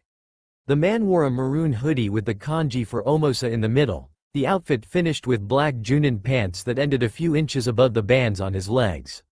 His brown eyes quickly scanned through them. Yes? Where's Naruto? Iruka demanded. Tsubasa allowed his eyes to widen for a split second before answering with a shrug. Dunno. He usually stays with us for a few days then leaves on his own again. That can't be right. Ayame pointed at Akane, who, along with the others, had crept up behind Tsubasa to see what they were here for, came into our ramen stand and told us that Naruto was returning to Konoha. I also said that you weren't allowed to tell anyone. That only you, your dad, Iruka, and the Hokage were allowed to know. Why wouldn't Naruto-kun want us to know about him returning? Hinata asked, hurt. We want to know everything. Kiba shouted, words of agreement joining him. Tsubasa tilted his head back. What's the plan, Nenshukaze? Naruto didn't answer the Konoha shinobi's questions, only directing his order to the Akuma mercs, grab your cloaks and follow me, and started to walk towards the stairs. Wait, what about Naruto? Tucci asked. Lightning flashed outside a window. Tasuki and Hibiki frowned, but Naruto never stopped walking. He only said, your village is on its way to being burned down. I'm sure that your friend can wait. This day just seemed to want to suck. The vibrant greens that colored the forest surrounding Konoha were now drowning in orange and red infernos. Lightning flashed and thunder roared above, making the evening sky pitch black. If the flames continued at the rate they were, Konoha would be consumed in less than 10 minutes. Hundreds of shinobi and villagers were out, doing anything they could to stop the fire. Setting aside their feelings from earlier, the Akuma mercs did their part to help. They may have hated most of the Konoha population, but there were still some innocents within the city. They would never stoop so low as to allow those people to get hurt from the mistake of others. Yugito and Tsubasa worked back to back. Tsubasa shifted the earth to cover the flames that danced on the ground, while Yugito conjured up one of her best fire techniques to collect the ones eating the trees. Akane worked alone, first trying the same as Yugito, but switching to sealing the fires into storage scrolls. Gaara was alone as well, sending tsunamis of sand, making the area around him look like a sandbox. Naruto, Katashi, and Haruka worked together on top of the Hokage monument to have access to the forest behind Konoha. Katashi and Haruka used large amounts of their chakra to make rain strong enough to withstand the heat for longer than 5 minutes before turning into steam. Naruto used his wind affinity to travel the water to where it was needed most. No matter how much effort everyone was putting in, it seemed to have no effect. Even with their amazing chakra amounts, Katashi, Haruka, and Naruto were becoming tired. This is pissing me off. Katashi exclaimed. More of his teal chakra surrounded his body. His eyes started to glow icy blue once again. Hibiki poofed into existence next to Naruto. The blonde only spared him a quick glance before focusing more on his task. Well? Stop what you're doing. You're only going to waste all of your energy on a fire that can't be put out. Naruto did as he was told. When he turned to face, he crossed his arms and complained. A fire that can't be put out? You've got to be kidding. Man, and I was nearly toppling over trees with all the wind I was using. Haruka and Katashi joined behind Naruto, looking a little weary and annoyed themselves. What are we supposed to do then? Haruka asked. This fire will overtake us quickly if we don't fight it. No, it won't, trust me. Hibiki reassured. I'm just a cage bushin. The real Hibiki is with Tasuki in their spirit forms. It's the only way to get through the fires quickly. From above the trees we were able to see that our suspicions were correct. The storm had nothing to do with the fire. One strike of lightning, from any side, would not be able to cause this big of an effect. Not only that, but Tasuki or Raikkoayoku would have been able to sense a thunderstorm this strong hours before it arrived. So it wasn't nature-made. Naruto concluded. Hibiki nodded. The enemy then. The fire's a distraction, Katashi stated. An ominous feeling surrounded the four of them. Do the others know? Haruka asked. Hibiki nodded again. Tasuki and I both sent out enough cage bushins to inform everyone. The only problem is telling everyone else. The fire is obviously to weaken our forces. I'll spread the word, Naruto volunteered. The only problem is how do we through the fire and to the ones causing all this. That's what I still have to figure out. The only way Tasuki and I managed to find all this out was by being in our spirit forms. Even with the cloak the flames will slow us down. We could ask Yugito, Haruka mentioned. The Hibiki clone disappeared as Naruto made the all-to-familiar hand sign, Taju, Kage Bushin no Jutsu. In less than a minute the Hokage monument was covered in thousands of Naruto clones, pointing towards Konoha. Naruto started his orders. Katashi, Haruka, hurry and get to the west gate, that's where everyone will meet up. Make sure that no one other than the Akuma mercs learns Yugito's identity before she transforms, and if people question the plan, just tell them to keep moving. If they ask about Yugito, don't say anything, just keep things moving. Inform the others when you get there, though I have a feeling that they already know what to do. The Sanbi and Rokubi containers nodded then disappeared. Naruto turned to look at his clones, all nodded, and disappeared in all directions, leaving the original alone. As Naruto got ready to leave, Tasuki landed beside him. Clone? Tasuki shook her head. Original. Is there something else that Hibiki hasn't already told us? Both Hibiki and I had gone into our spirit forms to get through the fire easier, Hibiki in the air, and me on the ground. It seems that a large group of 350 Oto and Iwa Nin have gotten into Hai no Kuni borders, their purpose, to start the fire. From above, Hibiki was able to see that the fire shaped in a perfect circle in the area ending only about 50 or so miles away from Konoha. But the flames are so thick, everyone believes that all of Hai no Kuni is burning. I was able to travel to the very edges and spot the ones responsible. All around a distance of 20 miles between each, a group of a handful of the shinobi. At least 3 used a number of different jutsus to add on to the fire, the rest kept watch. Hibiki said that there was no way for the fire to be put out. Yes, that is why we are doing what we are. Though they switch the watchers and the ones making the fire every so often. Naruto frowned. There is no way for anyone to be able to keep this up for so long as to have every Konoha ninja exhausted. Then be able to control the fire so well to have it look like it's going to hit Konoha, but not. Even if they were switching off, they would all have run out chakra by now. Tasuki shrugged. That is something we have yet to figure out. Naruto sighed. Alright, some of my clones have already started to lead some people there. When everyone's ready, go ahead and move out. I'll catch up later. I have to talk with Ba-chan about what we're doing. Most likely things are going to become hectic with the council once we do this. How many people are to show up before we're ready to go? Trust Gaara and Hibiki's thoughts on that, they're the supposed smart ones. Just remember, we can't spare too many. Some have to go out and fight and others have to stay in the village for defense. Tasuki nodded and disappeared in the same direction Katashi and Haruka had went earlier. With Tsunade and Naruto. The Godem eyed the man before her. His hood was in the way, but Tsunade had no need for facial expressions. Naruto's confidence was something that rolled off him like waves. She raised an eyebrow. You realize that Yugito is practically throwing herself out in the open for the council. Do you really think she can do this without losing control? I have complete faith in the ability of my teammate. Yugito knew how to control the demon inside of her before any of us. She was the one that gave us the seal that allows us to merge more with our bijus and still be in complete control. If she is not able to pull this off, then consider all of us officially screwed. How many of my shinobi are you taking, Naruto? I honestly don't know. That is a decision I'm leaving to the Akuma mercs at the West Gate. But we know to leave a fair amount here. A knock sounded at the door. Tsunade wasn't given a chance to reply before Kaharu and Homura and Danzo all came walking in. Naruto mentally growled at the biggest fans of his misery came into his sight. Tsunade, why are you just sitting here when the shinobi are leaving their posts? Don't tell me you don't even know?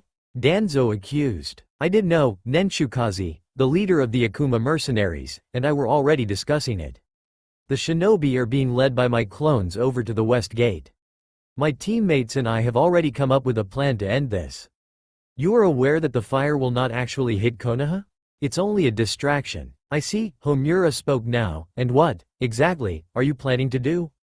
One of the Akuma mercs will transform into a certain form that will allow them to not only get through the flames, but clear a path for everyone else. Some will come and fight the ones that started the fire, and some will stay here. I will make sure that no root members are in the group. I don't trust them, and I don't trust you, Danzo. Danzo stiffened, and Tsunade resisted a smirk. Why do you not trust me, missing Nin? Naruto smirked. This would be fun. You go against the Hokage's orders, doing whatever the hell you want. You're a washed-up old man that still loves bloodshed. You believe only in weapons and not people. In short, you need help. And now that I've said that, I only have 2 words for my last reason. Naruto held up 2 figures, lowering them after each word. Uzumaki. Naruto. All 3 visibly stiffened, the air tuned extremely uncomfortable. Tsunade looked at all 4 of them, feeling like she was missing something. Nenshukaze? How do you know the Uzumaki, Naruto? Kaharu demanded. He's a friend of mine. We see him every once in a while, I'm guessing that now you understand why the Akuma mercs denied your request. I don't know what you're talking about, Homura assured. So, you know absolutely nothing about the mission to Kusa that Naruto, Sasuke, and Sakura was given? The air became even more uncomfortable. Nenshukaze? Tsunade asked again. You deny, talking privately to Uchiha Sasuke and Haruno Sakura before the three of them left?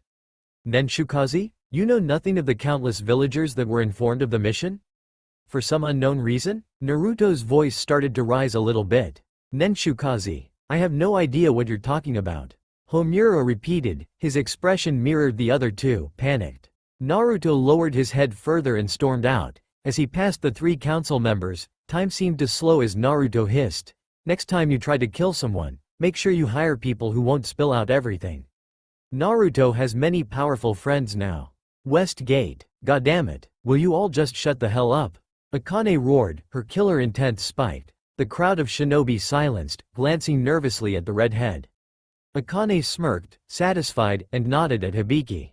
Hibiki nodded back then turned to face the crowd. Listen up. For those of you that have yet to figure it out, the storm did not start the fire, enemies did, to create a distraction. The fire may burn down some trees and such, but it won't actually hit Konoha. So we're going to stop wasting energy and fight the ones controlling the fire. How are we going to get through? A random ninja asked. I was getting to that. Hibiki answered, somewhat annoyed. Kumobuki is going clear the path for us so that we can reach the ones responsible. As Hibiki replayed the information that he and Tasuki had found, Yugito was quickly gathering up all of her chakra and speeding through hand signs. She finished with slamming her hand to the ground. The crowd watched with wide eyes while the Akuma mercs stared impassively. Yugito fell slowly onto all fours, growling slightly. Purple flames of chakra shot out all around, spinning wildly, her face started to stretch. The flames stopped spinning and shot at the Jinchuriki, connecting to her like a second layer of skin, creating the form of a cat. The ground broke under the pressure of two trashing tails. Again, those of you don't get a clear picture of this picture is on profile. Bright eyes snapped open, staring at the Konoha shinobi, who instinctively backed away. She's a demon, one cried. Murmurs of outrage and fear were getting louder and louder. Katashi stomped up to where Hibiki was standing, pushed him away, and faced the shinobi, for crying out loud. What is wrong with you guys? What kind of pansies are you? We're helping you out, so just shut up and follow directions. How do you expect us to trust Ni Yugito, Kumo's monster? We'll all be killed. You're all gonna die if you don't listen, cause this war will be over before it started if you don't get over yourself. This village had already gotten rid of one monster. We don't need to deal with another one, especially when it's smart and strong enough to kill us. Yugito has more control than that, though honestly, if she killed you I wouldn't blame her. Katashi, what the hell? Hibiki demanded, you just made things worse. Katashi shrugged, I didn't say that she wanted to, or that she would, kill them, I just said that I'd support her if she chose to. Hibiki groaned, but moved on, directing his attention to the ninjas again. It's common sense that some of you aren't strong enough to trust a Jinchuriki, and forcing you to come will just cause us trouble. We'll split you up a simple way.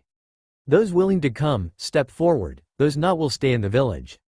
Tsubasa snorted at Hibiki's idea, I could have come up with that. And yet, you didn't. Haruka replied, not even sparing him a glance. Akane snickered, since when do you talk? Tsubasa threw back, how about you prepare yourself instead of fighting a pointless fight like a child?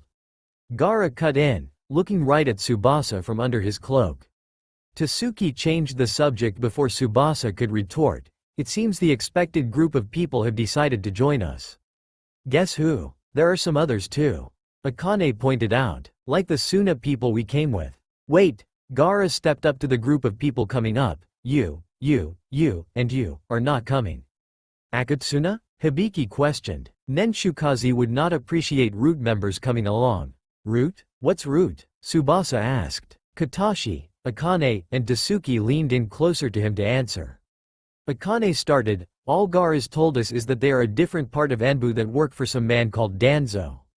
Apparently, he's all pissed off on how things are run here, and does whatever he thinks he should be done. No matter the Hokage's opinion on it. Naruto-sama doesn't trust him not only because of that, but he is one of the council members who were against him. So he was a part in? Yeah, yep, yes. The four Gaara pointed out stepped back, a little more than angry. The rest stood at the gate with the Akuma mercs. Yugito turned and faced the first of the fire in front of them and charged through, swatting the fire away with her large paw effortlessly. Hurry up, I can't permanently get rid of the thing. She called over her shoulder, voice deep with a hint of purring. The others complied, rushing in after the Jinchuriki. Gaara slowed down, taking the rear of the group, turning his head when Naruto ran up beside him. You seem tense. Naruto snorted, looks like I'm not the only one. I sensed serious hostility coming from the people left behind. What did I miss? Nothing. They reacted badly when Yugito transformed, as expected, and some root members were angry that I stopped them from coming along. I'll never figure out how or why you're so good at pointing them out. It's a simple thing. Are you going to tell me? No. Naruto sighed. Come on, we're starting to fall behind. Akane neared her friend at the front, being careful to avoid being hit by the purple chakra that formed her body. How are you holding up? I'm annoyed as hell. This fire is stronger than I thought it would be, and the nervous glances I keep getting from the Konoha punks are seriously ticking me off. Do you know how much longer we'll have to run like this? At the rate we're going, I'd say it would take an hour before we reached where we need to be. An hour? It shouldn't take that long to travel a measly 50 miles. It does when I can't get through this damn thing. Listen, if you can get everyone to go faster, I'll put more power into clearing the way. The closer we get to the enemy, the faster the flames will regenerate after I knock them down. Akane disappeared and reappeared next to Naruto, replaying the conversation she and Yugito had, asking Naruto to do a small jutsu once she was done. Naruto obliged. He went through a few hand signs and muttered the name of the jutsu. The blonde created a large number of small cyclones, being extremely careful not to agitate the fire around him. Naruto sent each cyclone secretly to the feet of every shinobi present, even Gaara, Akane, and himself. Gaara made his third eye and sent it to the front next to Yugito, also being careful not to let any of the Konoha ninjas see it. He watched as Yugito opened her mouth. Flames that stuck to trees were being sucked at, spinning wildly and forming a large ball. It grew and grew and grew until it was almost too big to fit in her wide jaws. Gaara undid his jutsu, giving Naruto the signal as well. At Naruto's whispered, "Kai," each of the cyclones exploded, releasing large masses of air that shouldn't have been possible to fit in such small portions. Everyone was hurled forward just as Yugito shot the fireball out of her mouth. It rocketed through the flames, knocking everything in its sight down and away, clearing a scorched path for them. Yugito sped away, followed by everyone else, who were still being thrown by Naruto's jutsu. Tsubasa pivoted his body so that he was standing on both legs, bending down and not just flying through the air. Others saw and tried to copy, the Akuma mercs being the only ones succeeding, having experience from Naruto using this jutsu on them many times. The air from the cyclones finally started to lower, allowing everyone to land safely on the burning ground. Unfortunately, it meant they were all going back into the same speed they were in before. Oi, did you think I did that for fun? Speed it up, or I'll send you all flying even more ungracefully next time. Naruto ordered, jumping a little bit to dodge the closing path behind him. Enemy territory. A young man, about the age of 18, covered from head to toe with a black uniform ninjas were only seen wearing in old kung fu movies, traded spots with a teammate, taking his turn to control the fires. How much longer will we have to do this? Shouldn't the Konoha village been exhausted by now? The man wondered, feeling his eyes close out of boredom. They snapped right back open when a large shiver went through his body. Looking at the other two who helped control the fire along with him, he saw that they, unlike him, had not felt anything. If I was the only one who noticed, then what was that? He didn't have to think it over for long. Two gigantic waterspouts, tornadoes that form on water sea on profile, shot out the edge of the fire, coming straight at them at terrifying speeds.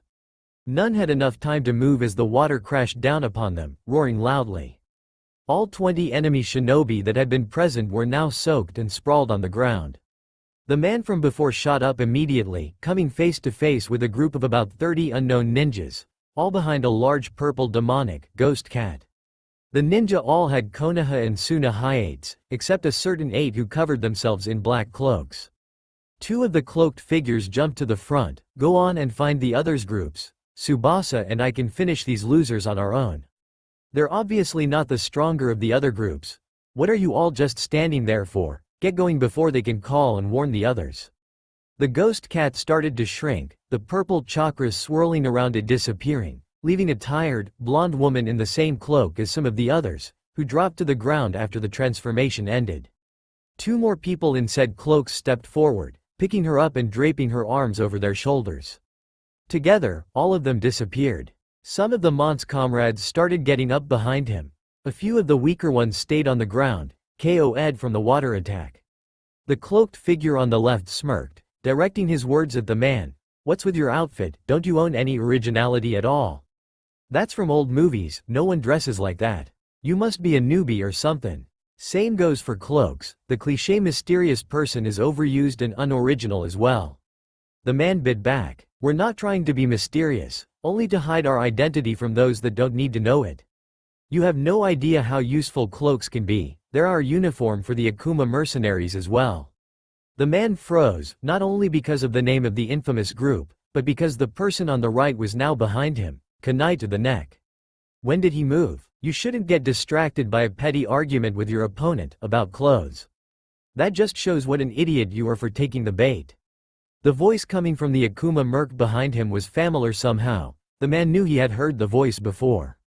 "I wouldn't be talking." Tsubasa looked out of the corner of his eye calmly, feeling the tip of the kunai rest on the middle of his back, seeing an older man, brown hair turning gray, misty green eyes gleaming wickedly, a scar that ran down from the top left to the bottom right of his face, hid around his neck. "I never asked if you would say something." Tsubasa pushed his body back, allowing the kunai to stab him, and disappeared in a puff of smoke.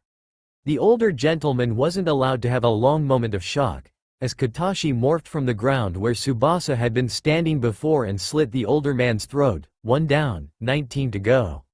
With the rest of the group. It was 10 times cooler in the forest all of them were traveling now, seeing as they had finally found their way out of the raging infernos, but it seemed that their goal was still far off. They had already found at least 15 other groups, each seemed to have stronger shinobi than the last, making Naruto wish that Katashi and Tsubasa hadn't picked the first group to fight. Their talents could have been useful for some of the later shinobi.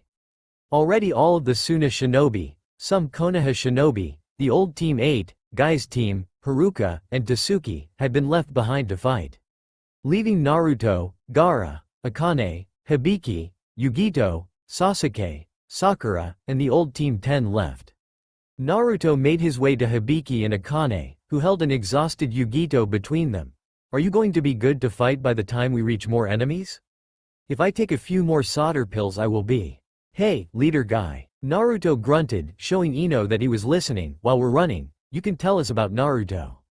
Both Sasuke and Sakura stiffened. Both were noticed by Shikamaru, who kept his mouth shut. "What about Naruto?" Sakura asked. A small amount of nervousness in her voice was also detected by Shikamaru. Akane snorted. "Why do you want to know? So you can try to kill him again?" The redhead's eyes widened at what she had just let slip. The air turned tense, making it exceptionally hard to breathe. A look of pure disbelief adorned Ino's face as she turned to look at Naruto's old teammates. "So, what Hinata said was true? You guys really tried to kill him?" "Of course not," Sakura assured. "Who would kill their own comrade? Naruto was our friend." "Oh bullshit," Naruto cried, appearing right in front of Sasuke and Sakura. "Nenshukaze, your anger is justified, but we don't have the time." Hibiki's warning landed on deaf ears. Naruto had held in his anger towards the two people before him for 4 years. It may have been contained for many years more, but hearing Sakura claim that he was their friend had broken the chains holding it all back. As smart as Naruto became over the years, he made the biggest mistake he wanted to avoid. "When was I ever a friend to you? Was it when all those years in the academy when I'd ask you on a date and you punched me to the ground? Was it when we were finally a team and you always ignored, hit, and berated me, despite the fact that Kakashi-sensei pointed out that problem when we took the bell test?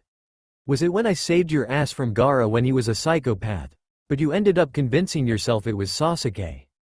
Was it after I failed to bring back Sasuke the first time and you said that we would go together next time, even when I saw your disappointment in me in your eyes?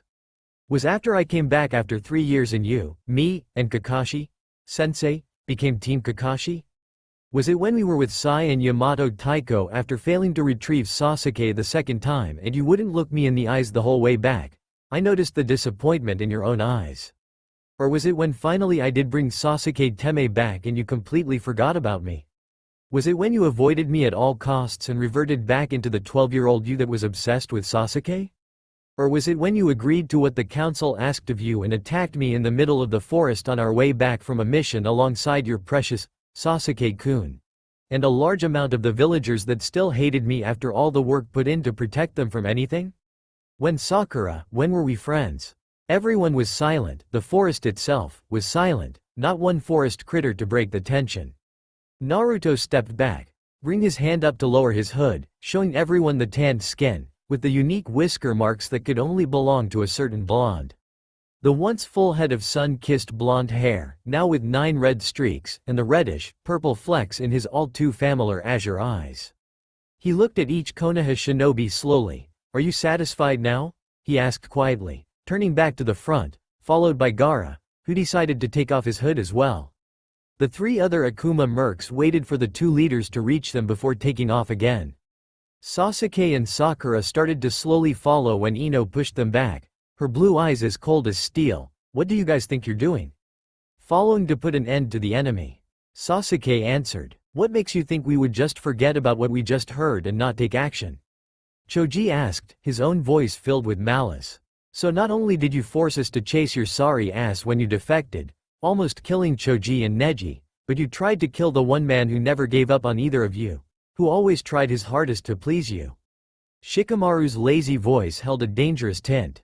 Hibiki came back, putting himself between the Ino Shika-cho group and their victims. I understand your anger, but this isn't the time. Don't waste your energy on pathetic excuses like them. Wait until we get back to Konoha. Gaara, Akane, and Yugito looked at Naruto nervously, seeing as he was hitting his forehead mumbling, stupid, stupid, stupid. Naruto, are you going to be okay? Gaara asked quietly. Of course I'm not going to be okay. We haven't been here 24 hours and I just revealed myself to not only the people I prayed would never find out, but to the biggest gossip I have ever met, Ino. Stupid, stupid, stupid? With Tasuki and Haruka. Tasuki watched, amused, from her hiding spot in one of Hai no Kuni's large trees. They had a fairly large group of about 30 Junin for their opponents. Each was currently on their highest guard, not convinced that Tasuki had just run away, and were waiting for Haruka to move at all from where she was standing. They got their wish. Haruka pulled out the katana that was strapped on her shoulder and charged for them. Each enemy pulled out kunai, or some other weapon of their choice, preparing themselves to block every swing she had for them. Only to be thoroughly confused when she took a sharp right turn and seemingly ran away from them. None noticed the wires that were tied and crossed along both of her hands, or how some wires were being placed meticulously on the ground. Of course Tasuki would make sure that no one noticed the wires with one of her genjutsus covering them up. Haruka turned again, running for a small part of the enemy. Her one viable black eye visualized the future situations, calculating the assumed movements non-stop. She twitched her finger, letting go another wire, letting it hang several centimeters from the ground. Something was obviously not right. No one with common sense would just run around their enemy, while their partner just disappeared out of nowhere. Manusha Izumi had always prided herself on being able to unravel her opponent's plan before it was set into action. This time would be no different. Whatever these Akuma mercenaries were planning, she would figure out, and she would kill them. Back with Katashi and Tsubasa. The 2 friends worked side by side, one maneuver at a time. Their teamwork looked as though it was flawless. Tsubasa moved left and right, back and forth, dodging the kicks, punches, and stabs being thrown at him from the same young man from before. Hard as he tried, Tsubasa was unable to get rid of the feeling in the back of his mind that he knew this person. It was safer to keep his hood up. If he did know this person, then it would only make things harder if they recognized him and vice versa. Hell, he didn't even want to be part of this stupid war. His hometown was Iwa, and while there were people whose faces he'd love to smash in, there were people who had treated him well, people who would undoubtedly on the other side of the battlefield, people who he would have to kill to help Suna, his new home. With all his heart he wished that he could have just stayed in Suna, fight whatever small army that came to attack one of Konoha's allies, there was less of a chance of seeing any of his friends. Tsubasa, look out. Does it help to hide who we are if we don't have fake names like Naruto, Gaara, or Yugito? Heeding Katashi's warning, the Yonbi vessel ran as far away as he could, jumping here and there to avoid being hit by the debris caused by the explosion. Tsubasa? I knew it. I do know this person. Stop moving, you brat, and let me cut you up. Oh yes, that's going to make me stop and listen to you. You need to work on your persuasion skills just a little bit. I wonder if Tsubasa is having as much fun as I am. Jumping to the left, Katashi kept running, making sure to just stay in his chaser's sight. The sound of running water wasn't too far away now, just a little more and he'd reach the lake. Behind him was the last Auto Nin in the group, the rest either severely injured or dead. The one Tsubasa was fighting, he had no idea if it was Iwa or Auto, not that it mattered much, he would end up just like the rest. An onslaught of poison needles came flying after him, boosting the chakra in his legs. Katashi launched into the air, and turned to face his assaulter, Sweden. Suppiedingen. The blue man's cheeks puffed up like a frog. Upon opening his mouth, 3 large bullets of greenish, yellowish liquid sped out, hitting the target in face, stomach, and leg. The man screamed and descended to the ground, withering in pain.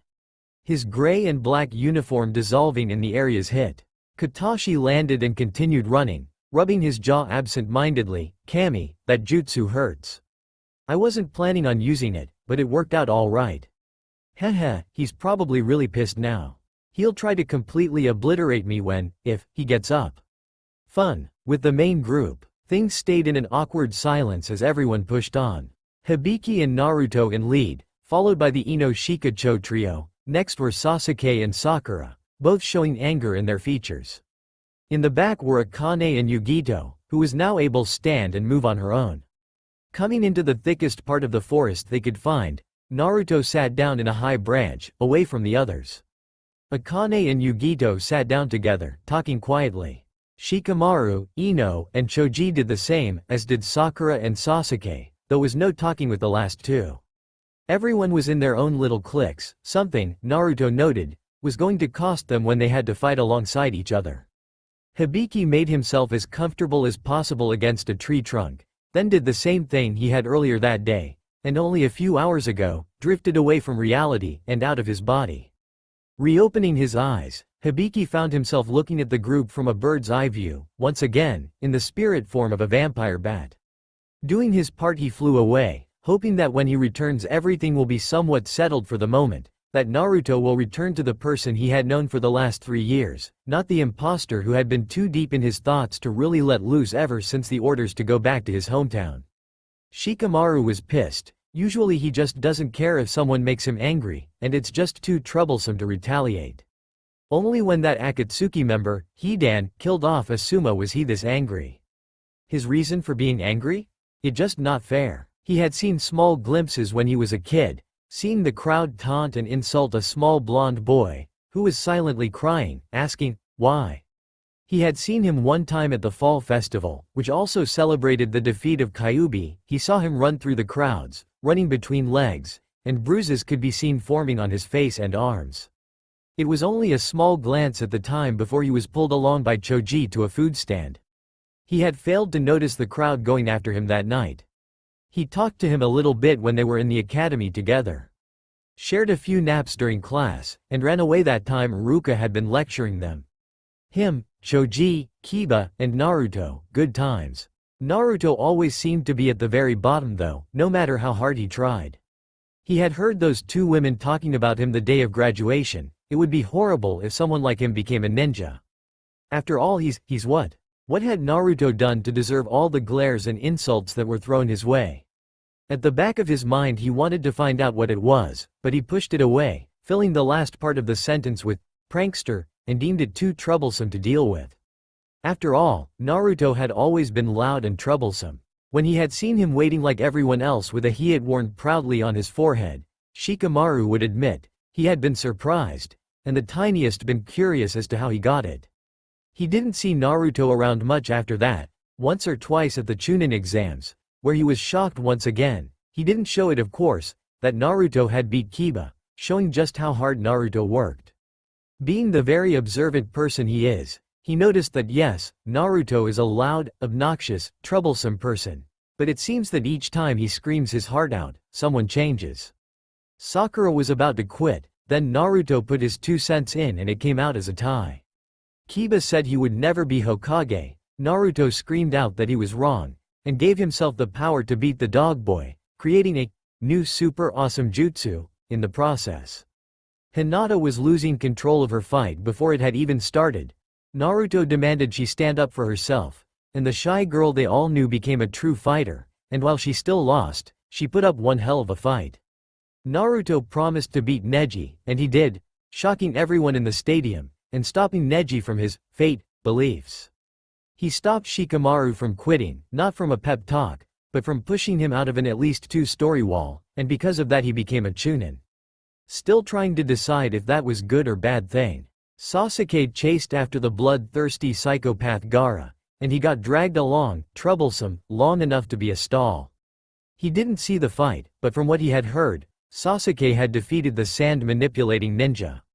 Sasuke was Rookie of the Year so he didn't question it, but then heard Gaara one of the times he was in Konoha. I did not lose to Sasuke. I would never lose to him. I lost to Uzumaki Naruto, no one else. Why hadn't Naruto gotten the credit then? Sakura was there, wasn't she? Wouldn't she have stopped the rumor? Finally, the one time he had really worked side by side Naruto, Sasuke's defection. At first he was utterly confused as to why Tsunade-sama would want him to bring Naruto along, other than him being Sasuke's teammate. The farther along they got, the more that, not only Shikamaru, everyone who was there saw it, Naruto showed that he wasn't the Dobi they had known back in their childhood, by getting them out of a lot of dangerous situations. He was still an idiot though, that he couldn't deny, not a complete idiot, but not the sharpest kunai in the set. When he had thought that something in the back of his mind had complained, have you ever seen parents to teach him? It was when they all made it back to Konoha, some beat up, some bordering on death, which Shikamaru finally got to find out the secret to Uzumaki Naruto. He had been on his way to the hospital to visit everyone when he heard them, 2 villagers talking amongst themselves. It the demon boy's fault, he scared away our last Uchiha. If he hadn't been around this wouldn't have happened. I bet he even made Uchiha Itachi go insane. Having the presence of a demon can do that to people. The Sandaime never should have let him live. We almost had our chance, but that Godem is on his side too. We had to do something before that monster bewitches everyone in this village to be his friends. It was obvious to him who they were talking about. Naruto had been called Demon Boy more than once. Just out of the hell of it, he chose to listen more, to see if they would spill everything. It would be too troublesome to have to study to figure it all out. The Kyuubi took over that child the moment he was sealed, bewitching the Yondaime to say to treat him like a hero. Seems like we're only part of the few who still believe that. More and more people are being tricked by him. Naruto had Kyuubi no Kitsune sealed inside of him. What of it? Had those people ever spent 2 minutes with the orange-wearing boy? He was loud, annoying, troublesome, but he was one of the hardest workers he'd ever seen, something Shikamaru would never be able to pull off. He always seemed to pull a miracle out of his ass anytime they really needed him. He always came through. Gaara would have destroyed everything had Naruto not stopped him. So why was Naruto still treated the way he was? Sakura still berated him, granted, it wasn't as bad as before. And even if it wasn't as much as before, a lot of people still looked at Naruto as if he was some of the earth. When he returned after 2 years, things seemed to look up for Naruto. He and Sakura got along fairly well. Their new teammate, Sai, was annoying, but they dealt with him. 2 more years passed, everyone in the Konoha 12, as people called them now, were getting closer. Things were really looking up. Then Sasuke returned. When Naruto dragged him back, bloody, scarred, but still smiling, while the Uchiha laid unconscious on his back, scratches here and there, a broken arm, but okay. Things went downhill. There was a void between Sasuke and the rest of them. Even the blindest of men could see that. It was awkward, but both Sakura and Naruto tried, inviting Sasuke to everything the group did. Sakura clinging to his arm, lovingly, and Naruto joking around acting like an idiot to make everyone smile. This is where it gets unfair. Sakura and Sasuke cast him out, spilling out their old insults. They're not teasing, no friendly banter. They're looking to hurt, and it works. But Naruto refuses to give up. He does anything to make them happy. When they say they'd be happy without him, everyone can see that the comment succeeds in its mission. But he plasters a gin to his face and tries again and again, never giving up on either of them. That Sakura will see his potential like when they were 15, that Sasuke will become the brother he never had, like they had come so close to achieving back when they were 13. He doesn't see that Shikamaru, Choji, Kiba, Lee, and Neji see him like that. That they would gladly welcome him in conversation, even if he is troublesome. And on the day that Sasuke and Sakura came back without Naruto screaming about how awesome their mission was, Shikamaru couldn't help but wish that it was either of them that hadn't come back instead of Naruto. So while he sat there in complete silence, looking like he's sleeping, between Ino and Choji, he couldn't help but be angry with how it turned out. Naruto trained, fought, and believed harder than anyone ever in the village. He fought to befriend Sasuke after no one in the Konoha 12 would look at him. He protected a village that had large amounts of people who would love to see him dead. He changed so many lives for the better: Neji, Hinata, Gaara, Asuma Sensei's nephew, Konohamaru, that kid looking for a utopia, a.n. second movie, and probably even more people, one person for every mission that kid had met on a mission. And in the end, he was betrayed the very people he trusts the most. It's troublesome, and just not fair. Katashi gazed with interest and shock at the burning, decaying corpse at his feet. 1 second earlier the man the corpse once was about to die by his hand, only to end up screaming and ending back on the ground, withering in the same fashion he had before when Katashi had hit him with Suiten Suppidingen. This time though the enemy was clutching his stomach until the greenish acid dripped out of his mouth and surrounded his body. Now the blue-skinned man knew for fact that his jutsu did not do that to its targets. Like what I did with Suppidingen. Katashi allowed a small smile to graze his face. Looking up from the remains, the smile widened. Yeah, I do. Just what the hell did you put this poor bastard through? He kicked at the corpse, turning it onto its back, wincing slightly as he did so. I improved the technique so that when the bullet hit, it made sure that some very small drops went down and ended up in his stomach. Then swelled and connected to the stomach acid, burning him from within. Then to crawl back up and out, to swallow, drown, and burn his body. Impressive, huh? Katashi snorted. You forgot melting. His face already met the back of his skull. Damn. Wait, when did you get a chance to start this? You did not keep an eye on him while he was chasing you. I only used a few drops instead of the whole thing. Poor man didn't see it coming. The smile widened some more, and a small laugh found its way out. You were always the more sadistic out of the two of us. It's good to see you again. Amber eyes locked with vibrate green, Kato.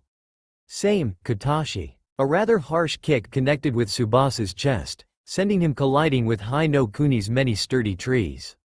His cloak forgotten for the time being on the ground some distance away.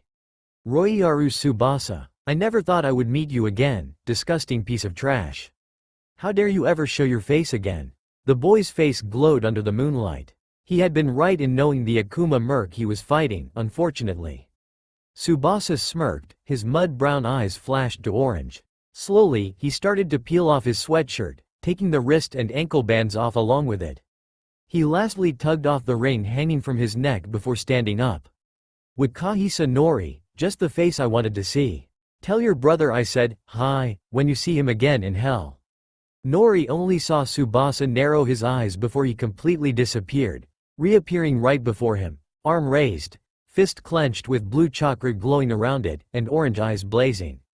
Gaara sat quietly, observing his surroundings. The air buzzed with badly masked tension, so much that Gaara was sure that everyone remotely near would be able to sense it. Naruto stayed deathly silent, looking off into the distance, away from the other people of the group.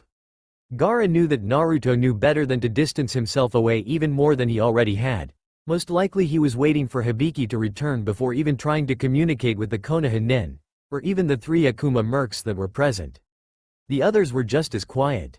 The one called Shikamaru, laid against a tree, eyes closed. The other 2, Ino and Choji, sat next to him, eyes wandering, but again and again, making their way to Naruto's form. Akane and Yugito sat back to back, their heads lowered and eyes closed. While they seemed calm, it was obvious to Gaara that they were just itching to move, to do something, to go somewhere. The last two Konoha nin sat near each other, a large space between them. Both were silent. The pink-haired one kept looking in the Uchiha's direction, something akin to fear in her eyes. Sasuke sat extremely still, glaring at Naruto, coal-black eyes swirling with rage. Gaara had a good guess as to why. Naruto was the one who killed Itachi. Naruto is the leader of the most respected and feared mercenary group, the Akuma Mercenaries.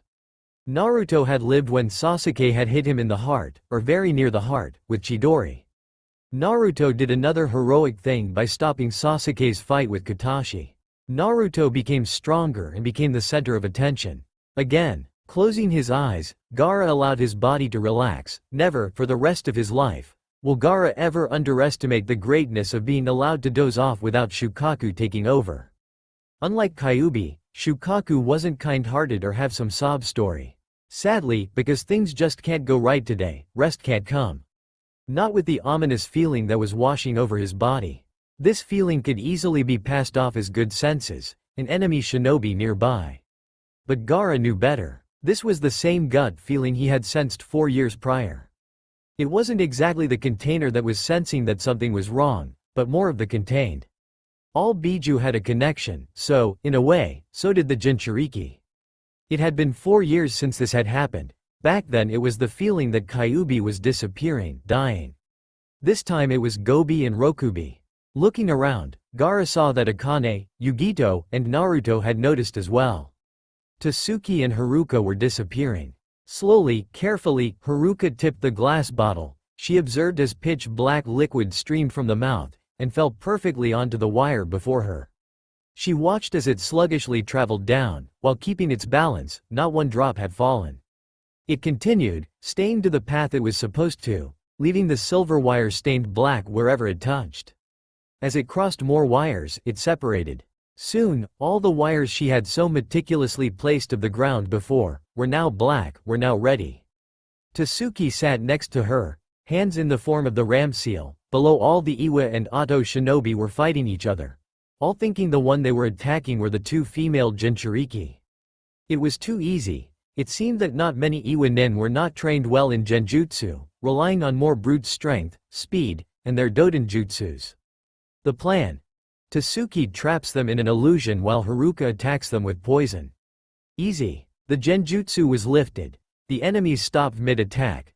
Eyes widened at the couple of dead comrades that lay at their feet. In the midst of the confusion, Haruka pulls at the wires, causing them to all lurch violently. Both women quickly covered their mouths. Black clouds from the liquid fills the air. Screams from the enemy are quickly stopped short as the clouds suffocate them. They're done for. Slowly, carefully, Haruka tipped the small glass bottle. She tenses. Wait, haven't I already done this? Before the pitch-black liquid makes it to the bottle's mouth, a woman appears before Tasuki and Haruka. With a punch, Haruka is hurled back, and the small glass bottle is now in the hands of the enemy. Tasuki breaks the genjutsu early. Pulling out a kunai, she aims for the woman. Shooting out her arm, the kunai goes for her neck. Only a second more and the Iwa nin will be dead. Slowly, carefully, Haruka tipped the small glass bottle. She tenses. What the hell? A punch sends Haruka hurling back. The woman grabs for the bottle, at the same time kicking the gobi container in the stomach, sending her a safe distance away. Both are up immediately. The shinobi that were trapped in the genjutsu have cleared their thoughts and are now charging at them. The woman is nowhere in sight. Chakra pumps into their feet, and they are gone in a blur. Haruka with her katana in hand once again, Tasuki speeding through hand signs. The two of them run side by side. When they're a few yards away from the enemy group, Tasuki shoots off to the left. Her cloak gives her the image of a shadow in the night. Haruka charges forward, katana in hand, cutting all she can with precision, growing more and more irritated inside as each body that falls fails to show her the face she's looking for.